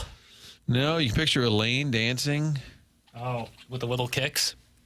Was it the Way You Make Me Feel? Didn't they use that in Seinfeld? Was that the Did they? Am I on the wrong song? I didn't really care for that song, but I know it's Rock super With popular. You, number 7. Yeah, that's kind of the jam. Catchy. She's Out of My Life. Did that get in there? Maybe that Number wasn't. 8 was bad. Oh, here's the Seinfeld one was this one. Number 9, Don't Stop Till You Get Enough. Oh, yeah. That was the Seinfeld montage. Yep. Black or White, 10. Michael Jackson, according to ranker.com. Billie Jean, Smooth Criminal, surprising at number 2. Gets people talking. Thriller, Beat It, Man in the Mirror, The Way You Make Me Feel, Rock With You, Bad, Don't Stop Till You Get Enough, and then Black or White. All of this, a reminder, the Cardinals were rained out yesterday. Doug, my number 1 is PYT. That's from Tim's Toothless Bottom. That is a good one. Number 15 on this list. Tim, you were a child and I wore a Thriller jacket, is what Jackson's getting to. And took a beating at school because of it, right? It was clear that it wasn't welcome back for a second day. You were a teen in the late 80s. Was there anybody in your age range who was like, no, I'm a bigger Prince fan than a Michael Jackson fan? No. Really? Everyone, it was like Michael Jackson through and through? Yeah. Okay. What is your... Well, I thought that they kind of had like a mini kind of... That's my understanding is the way the story is told now. Right. But I mean, my whole world was 6'3", 109, so it's not like it's a great sample size. But it was all Michael Jackson. Now, don't get me wrong. We were fans of Prince. Doug, what do you enjoy? Little Red Corvette, Let's Go Crazy, 1999, Purple Rain, You're Slow Dancing, Okay. I'm in a basement off Itasca. Yeah, I'm going to recreate the album cover, just me topless, staring at the camera. Bill. It sounds like a horror movie, A Basement Off Itasca. Who knows what could happen there? How many Heavy kids? petting is the answer. Tim, you could have always listened to You Are Not Alone when you were feeling kind of sad. My, when I would come home from bussing tables at Pietro's and all my friends were out enjoying their high school years. Ironically, you I was were making alone $23. listening to You Are Not Alone. Timmy, you got to get a job. The hell? I'm 13. These bush lights aren't paying for themselves. Where the hell's Dirty Diana? Oh. Not happy with Martin's right. These aren't Martin's right. It's just all subjective. Dirty Whatever Diana, you like, that's the number one song. at number 20. Leave Me Alone is 22. Not familiar with that one. Scream, Another Part of Me. Oh, I didn't enjoy that. Blame It on the Boogie. I like the name of that. Say, Say, Say. With Paul McCartney. And now ties it full all circle. together. The Girl Is Mine, 34. With Paul McCartney. And That's now too full low. circle. Somebody's watching me. Rockwell. But that was Rockwell. They're counting that as a he Michael must have Jackson. written it. I don't know. And he only did it because Rockwell was Berry Gordy's like son or nephew or something. Oh, really? Yeah. Yeah. Because that's kind of like high profile Michael Jackson. All of a sudden he's on this random song. There's weird instances like that where it's like, what happened? Someone lose a bet. Why are they on why this are they on song? it? There's a couple of Drake songs where I'm like, who is this? Like, who's featuring Drake here? Who is this person? The film they made of the behind the scenes and rehearsals for MJ's last tour is really good. It's called This Is It. Really shows just how talented he was. It's a shame he's dead and all the scandals. That's from Sharon and Clayton. It's a nice It little is a outro. shame that he just seemed to lose his mind there at the end. I have So seen. you say at the end, but I want to remind you that he took Emmanuel Lewis to the 1984 Grammys as his date. And then later a live monkey ape. Right. Yeah. That movie that Sharon Clayton just referenced was like my first introduction to Michael Jackson. Wow, how about that? Yeah. I mean, that was 2009 when he died. Yes. So you never wore a Thriller jacket to grade school? No Thriller jackets. Although I did get, after he died, I got really into his music. I didn't really know much about him before that. Farrah Fawcett first, then Michael Jackson. That same day, Billy June Mays. of 2009, man. Billy Mays and Steve McNair right around there, too. Sounds right. Yeah. Guys, the best Michael Jackson song is the one from Free Willy. Thanks, through. Tim mentioned that earlier. I like that one. Will you be there? I love Free Willy. You can email in with regards to your Michael Jackson and Beatles rankings the morning after at InsideSTL.com for our Design, Air, Heating, and Cooling email of the day. Martin is heading to onboarding in 52 minutes. Jackson is headed to Cape Cod. Doug, you and I, we're just meat and potatoes, guys. That's right. And we want to be. We don't go here. nowhere. Someone said you're going to a farm wedding this weekend? Yeah, Doug and I are going to a farm wedding this weekend, now that you mention it. I'm going to Quincy on Friday and a farm wedding on You are meat and Saturday. potatoes. Decade ago, I was going to the AVNs. No pews, just bales of hay to sit on. Email in the morning after at InsideSTL.com for that Design, Air, Heating, and Cooling email of the day, which will come your way here in about 40 minutes. The program's called TMA. It's presented to you by Brown and Crouppen on 101 ESPN.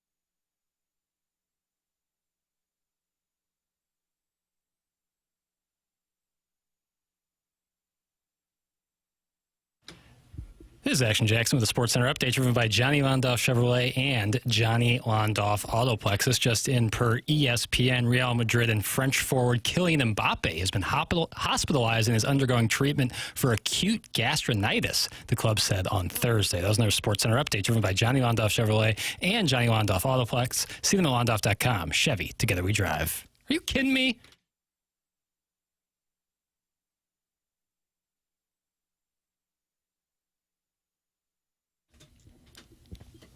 Doug, do you prefer this version or do you prefer alien ant farms? I don't really know the difference. I'll go for this one. I think it's the right choice. Polo G, Chicago rapper, did a version of this song too. Pretty good. How would you like to rank them? I'm not going to rank them. That would be unfair to their spouses. Alien Ant Farm version, so I'll listen to that. And then I can rank. TMA 101 ESPN. The program is presented to you by Brown and Crouppen. And we are in the 10 o'clock hour. Little Jackie Papers heading out tomorrow. But flying out tonight, he will not be in tomorrow or Monday. Chairman Kurt will be in. And Jackson is going to Sweet Kai's wedding. Doug and I are going to the Plowhawks wedding. Doug is performing the nuptials. And you plan to make it about you said. Yeah, it's always about me. I don't care if the bride has looked forward to this moment for her entire life. I intend to make it about me. You wear a white and I suit. think that's fair. Yeah. There may not even be a ring ceremony if I'm not involved. Oh, is that right? Yeah. That Sports Center update gave me acute gastroenteritis. Yeah, I'd struggle with that pronunciation of that ailment. But, hope for a speedy recovery for Mr. Mbappe. 10 shirt. I just had kind of an eye-opening moment, if I could share this. I saw a guy on TV, a baseball highlight, guy make a big throw from the outfield, and I thought, I really like watching outfielders that have, big arms, make these long throws. It's Dick Ankiel. Yeah. But then I thought, why, with the possible exception of Ankiel, why are almost all of the big outfield arms right-handed? You rarely see a left-handed guy with a huge arm from the outfield. Ankiel had one. Yeah. Not many others. Darryl Strawberry, maybe. So I looked it up. I went to the Google machine, and I said, what are the best left-handed throwing arms? And AI immediately spit out Bo Jackson, Ichiro, and Ronald Acuna, all right-handed throwers. So the lesson is AI is wrong, dead wrong. Wow, but that's short. So your NVIDIA stock now. Yeah, so every time you Google something and just count on AI, know that sometimes it's just flat wrong. When you said that immediately, I thought, is Bo Jackson left-handed? I was like, no, he's definitely right-handed. Yes. Yeah. Ichiro, Acuna. Is it because if you've got a big left-handed arm, they're more likely to try to turn you into a pitcher? Yeah, that was my thought. That's what I figured. Yeah, probably. Yeah, but the bigger point for me was that don't trust AI. It's wrong. It's dead wrong. You look for a fact, and you just kind of assume that this is from AI. It must be right. Jim Edmonds was left-handed. That's from Joe Boo's jockstrap. He had a very good arm, very accurate arm. I don't think it was he had the gun that Bo Jackson had, or Ichiro, or Acuna, but it was awfully good. Those throws from Ankiel from the track out in Coors was one of the coolest highlights I remember seeing. Yeah, it was. Troy Gloss deking him out at the bag. Two of them, same game. Yeah, that was sick. You're welcome to share your thoughts by texting in 314-399-9646. Watch the program, participate in the chat at youtube.com/TMA. STL. That is how you can watch the program and participate in the Michelob Ultra YouTube chat. And, of course, you can email in the morning after at InsideSTL.com for our design, air, heating, and cooling email of the day. Ryan Whitney on Spittin Chiclets. Doug, I was listening to this episode yesterday, as a matter of fact. He said we might be on the threshold of something special in Sunrise, Florida, as if back-to-back championships isn't something special, but even more special. Says they're one of the greatest teams he has seen. I will admit, openly, it wasn't even close. Game 1, they're down 3-1. The Panthers hadn't blown a lead like that under Maurice in the playoffs. They somehow come back and win that one. Game 2 was actually probably the best overall game the Oilers played. They actually had the lead after the first period, 3-2, but Marchand, the legend. Game 3, waxed. Game 4, getting waxed. Second period was their best period in the play in maybe the playoffs for the Oilers. Game 5, waxed. Game 6, waxed. So let's let's not sit here and think that I even think this was a close series. It wasn't. But I don't want to forget the fact that the Oilers ran through the West. They definitely had a harder run to get there than the Panthers did, in my opinion. This is a great team. This is the second best team in the NHL. It just so happens that the Florida Panthers are that heads and shoulders above the rest of the league. I hit the goal post. Yeah, off the post. Otherwise, they would have had another goal. Well, it's oftentimes you get to the championship round of a playoff series and one team dominates the other. It doesn't necessarily mean they're the best team that's ever come down the pike. Just things went their way. Very good team, obviously. Great team. One of the best ever. I don't know that you could crown them that yet. I mean, they barely got through the first round against Toronto. Barely.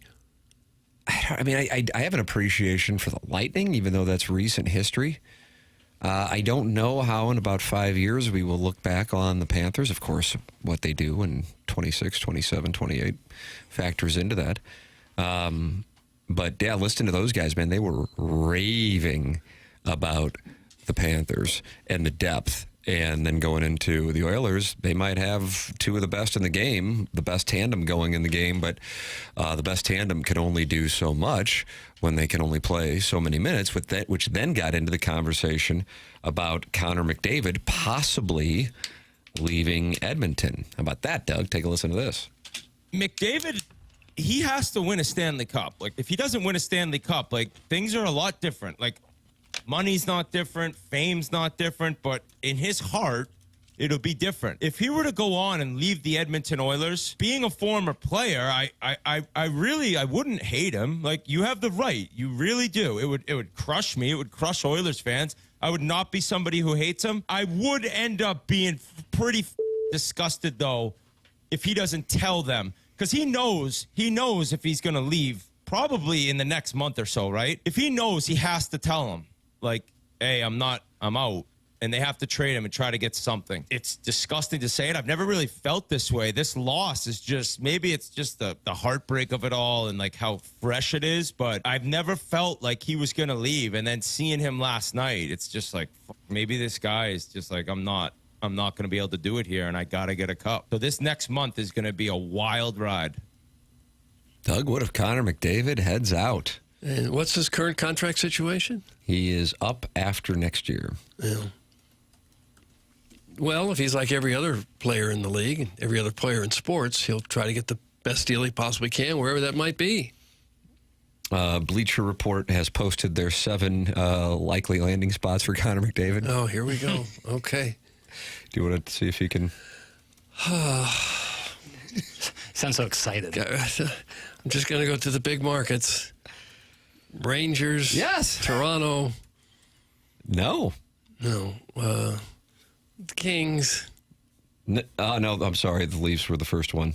And also, in fairness, the Oilers are listed as one of them, so that's only fair. Okay. So you've got Edmonton, we've got Toronto, we've got the Rangers, you said the Kings. The Kings are not listed. Vegas. Vegas is listed. Yeah. What about the Blackhawks? Blackhawks are listed.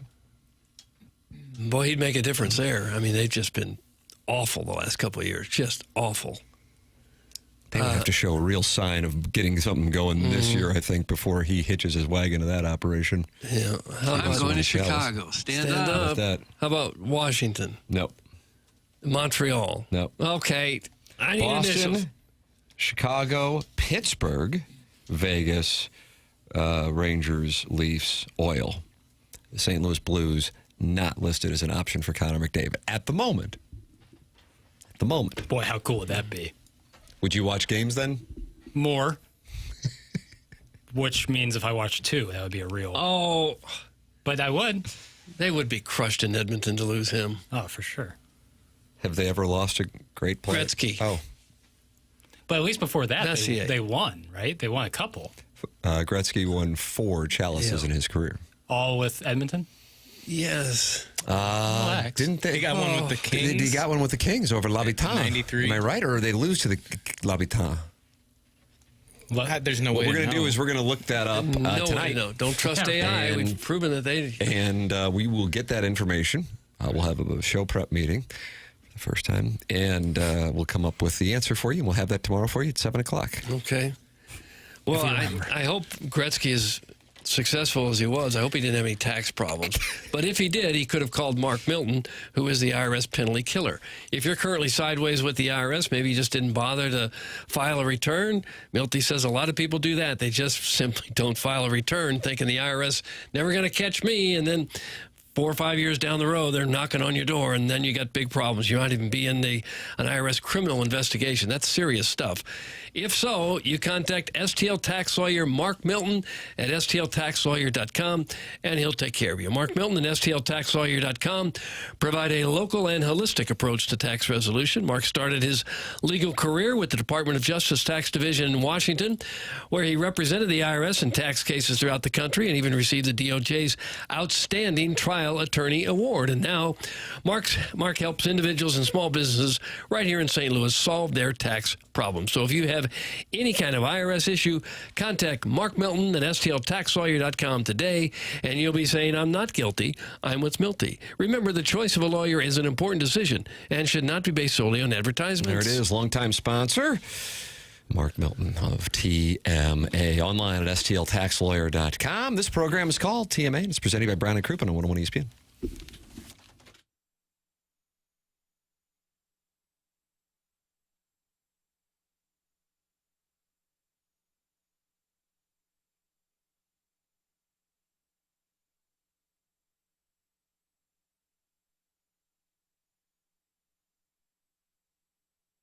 Michael's Flooring is online at igotfloor.com. Michael's has been family and locally owned for over 30 years.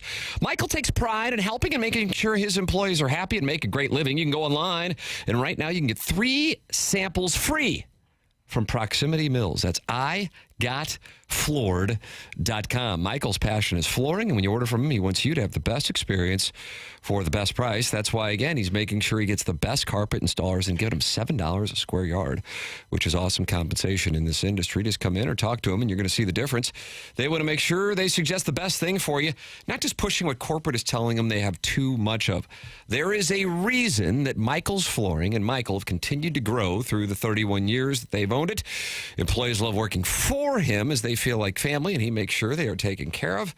And this then rubs off to the families buying the product, as they know they have the best interest of the buyers at heart. They have it all, but carpet is awesome, and it's back. They have so many varieties of all flooring and have 3 easy-to-get-to locations in St. Louis. That's in Creve Coeur, Darden Prairie, and St. Peters. Come see why people are loving getting floored by Michael, and make sure you visit igotfloor.com.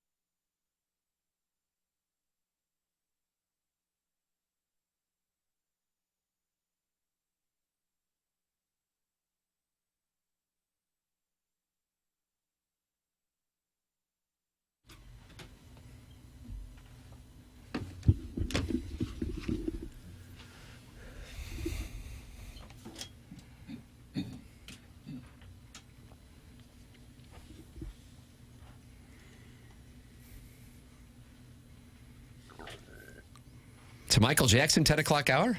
Yeah, might as well be. Is that right? Sure. Okay.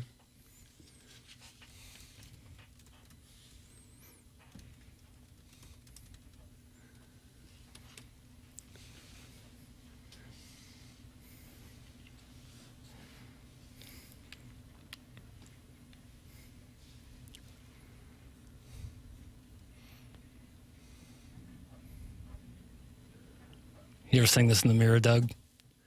You know what? I have not. I never owned a red jacket either. What are you trying to say?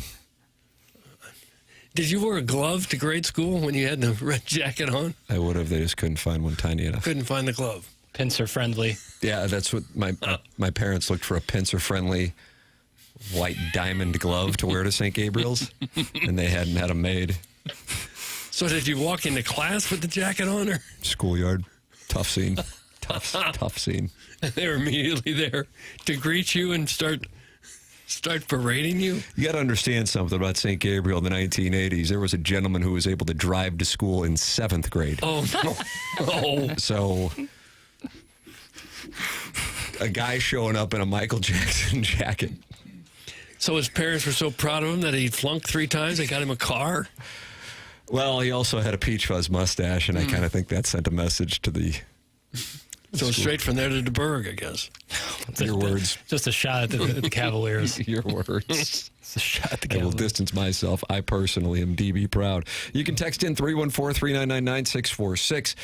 And you can email them. We got that Design Air Heating and Cooling email today coming up in about 15, 20 minutes. Jackie Papers is off to Lambert Regional, where he will fly somehow nonstop into Miracle. Boston Logan. Well, they've landed. Is this midnight. charter? Is this wheels up? Yeah, yes, fractional. They land at midnight, so not ideal. But I will take a late flight. You land at midnight? Yeah. Ooh.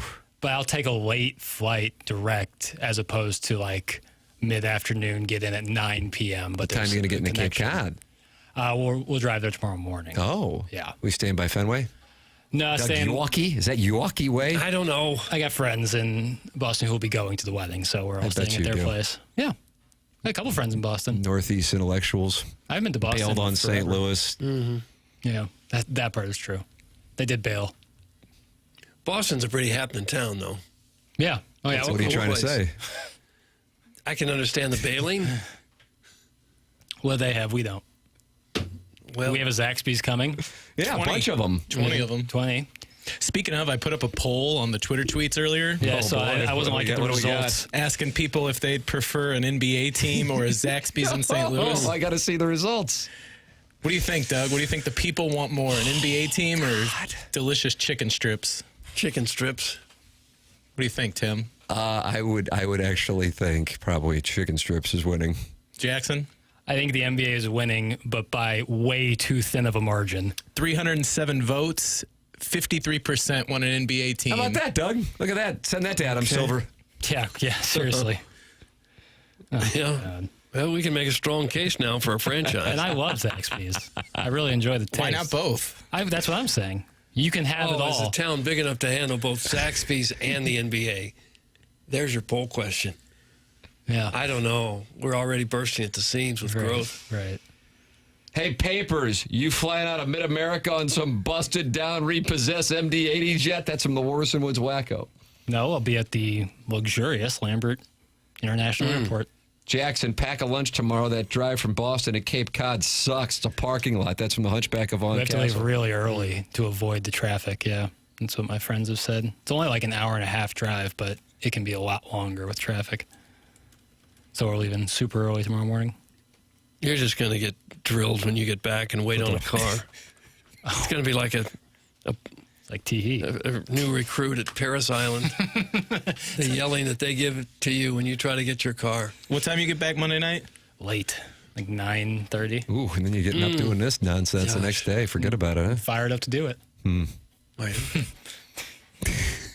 I like that noise, Tim. Yeah, that means I'm calling. I just throw my I'll chips be in. here. It's just I'll be here on Tuesday. I'm not saying you're not going to be here, but the fired up part is where I'm calling. But I'll call, see what you do on the turn. Well, yeah. Well, we'll see. Plane travel usually doesn't make me that tired. Like I get lucky in that way. But I've only taken domestic flights. I've never done an international flight. Maybe like Jamaica, but that wasn't. I have trouble winding down after travel. Like even a flight that late, I'd come home and still stir for a while before Not going me. to sleep. No, never. You're just sitting. Like it's you're not doing calisthenics. Like you just kind of sit there. I think it's the air in the planes are kind of thin. The pressurized cabin. Makes you tired. Yeah. Well, if you are tired on Tuesday, it Great could be call. from your travel or it could be because of low testosterone. If you're dealing with that low energy and low motivation on Tuesday, it could be from the travel, but it could be low testosterone. And that's where Mentality is going to come into play. Mentality is a local healthcare facility that specializes in helping men feel and perform at their very best, with board-certified physicians providing a full physical consultation and blood panel analysis all during your first visit. Mentality focuses on free testosterone levels, which many doctors overlook, ensuring your treatment is tailored to your body. Energy can come roaring back, belly fat can burn off, muscle can strengthen. You feel like yourself again, confident, driven, and ready to tackle life. That's Mentality. This year, stop settling for a fraction of your potential. Mentality's New Year off is your chance to take back control. Visit mentalityhealth.com/radio to find out more information or even a discount at mentalityhealth.com/radio. The program's TMA. It's presented by Brown and Crouppen on 101 ESPN.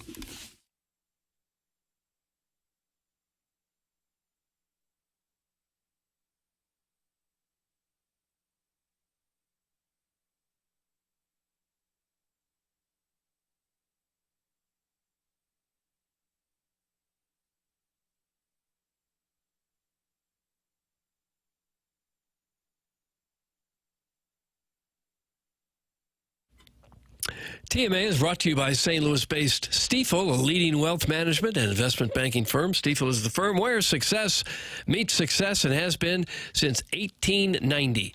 It's a historic company founded in downtown St. Louis way back in 1890. Same street the company is headquartered on today. They're not going anywhere. Proud to have called St. Louis home for 135 years now. They partner with the Cardinals and the Blues and now the Stifel Charity Classic. They also sponsor Stifel Theater. Stifel is honored to support our city, our people, and our future. With financial advisors in 12 offices across the region, Stifel helps clients right here in St. Louis and nationwide manage their hard-earned wealth. Stifel also provides banking, lending, and trust services, and has a full-service investment bank. Basically, when it comes to finance, Stifel has you covered. As one of the fastest-growing wealth management firms in the entire world, their tagline is, where success meets success. So it's no wonder they've decided to partner with a winning program like this one right here. Stifel Nicholas and Company Incorporated, member SIPC and NYSE.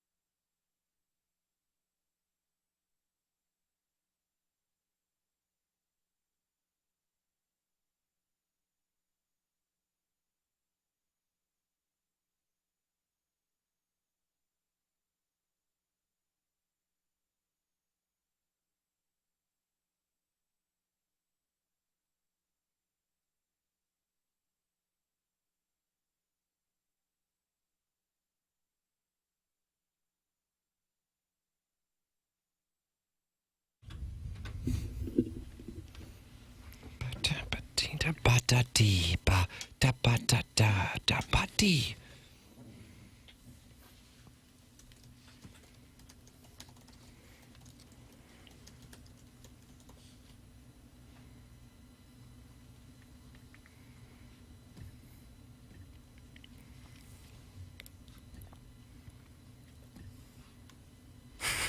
So did you ask for the red jacket as like a birthday present?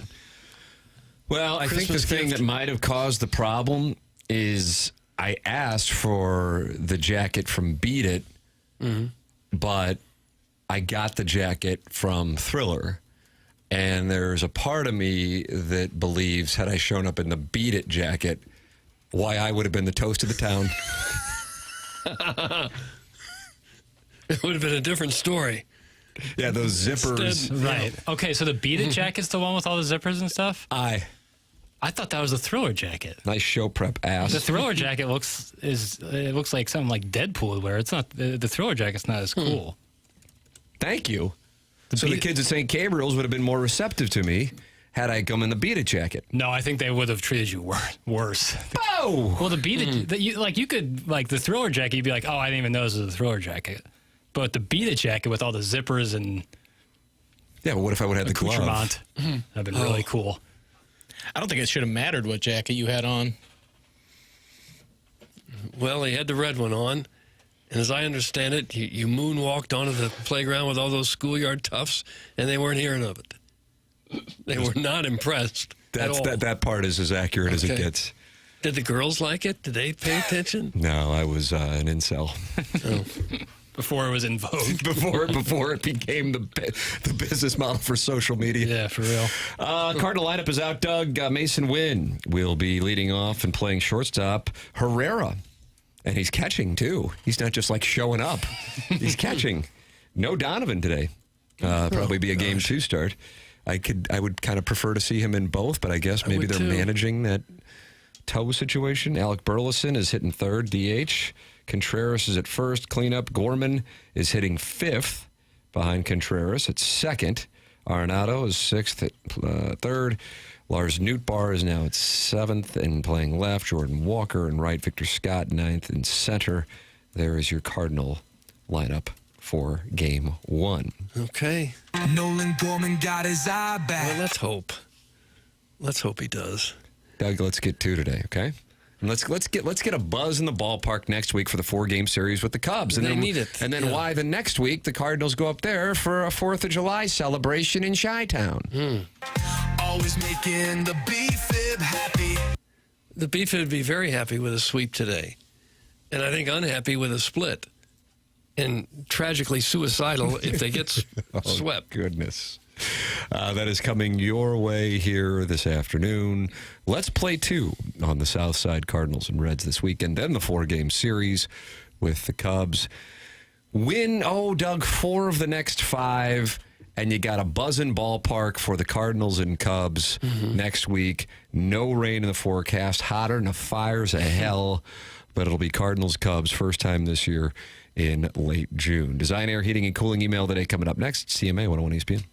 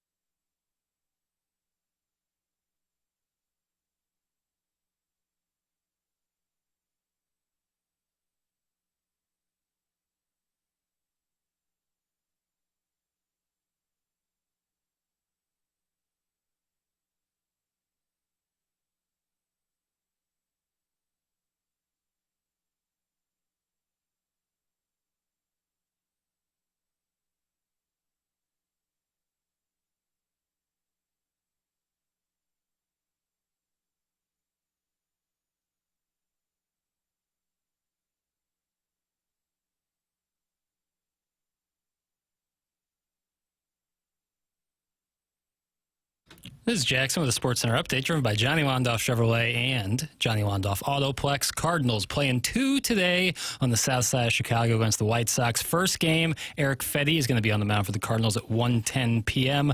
And the second game is going to start around 4:40 p.m. with Michael McGreevy on the mound for the Cardinals. That was another Sports Center update driven by Johnny Wandoff Chevrolet and Johnny Wandoff Autoplex. See them at wandoff.com. Chevy, together we drive. Are you kidding me?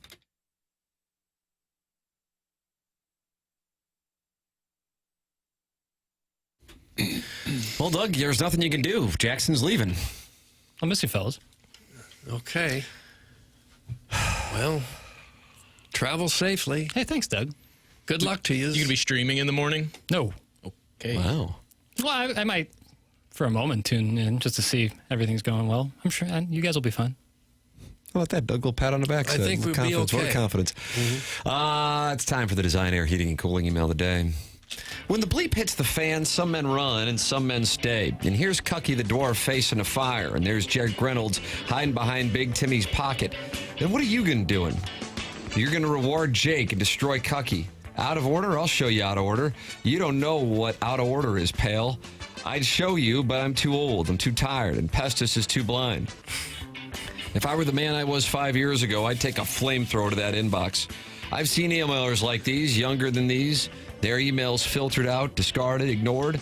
But there's nothing like the sight of an amputated spirit. And there is no prosthetic for that.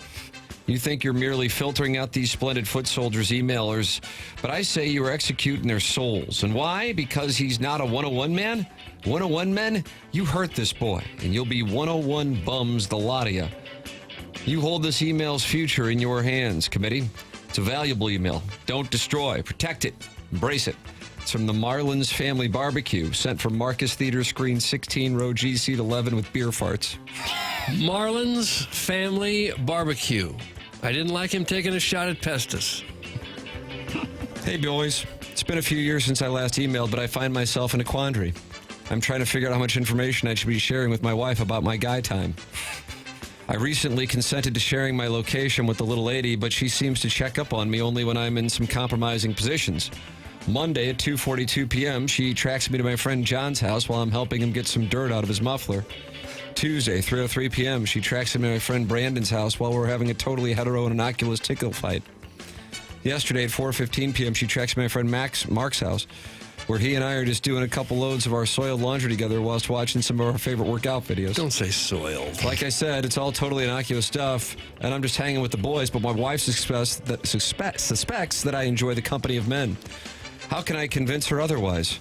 Should I stop staring at John's love when he comes over? No. I guess I'm just wondering if I should let my wife keep tracking me. I wish the trust was there, but I would appreciate your advice on how to handle the situation. Thank you in advance for your sage wisdom. That's from Waldo in U City.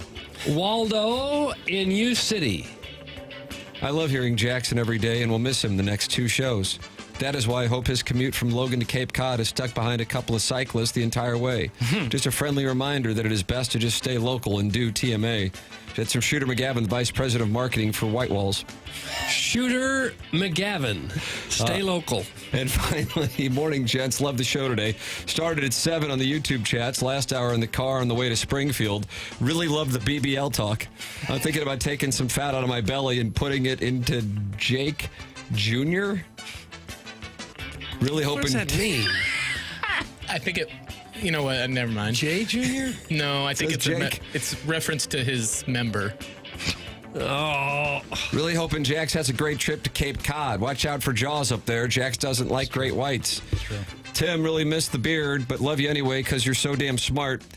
If we were to get an NBA team, I wonder what the mascot would be. Have Jax write up the business case and send it to Silver.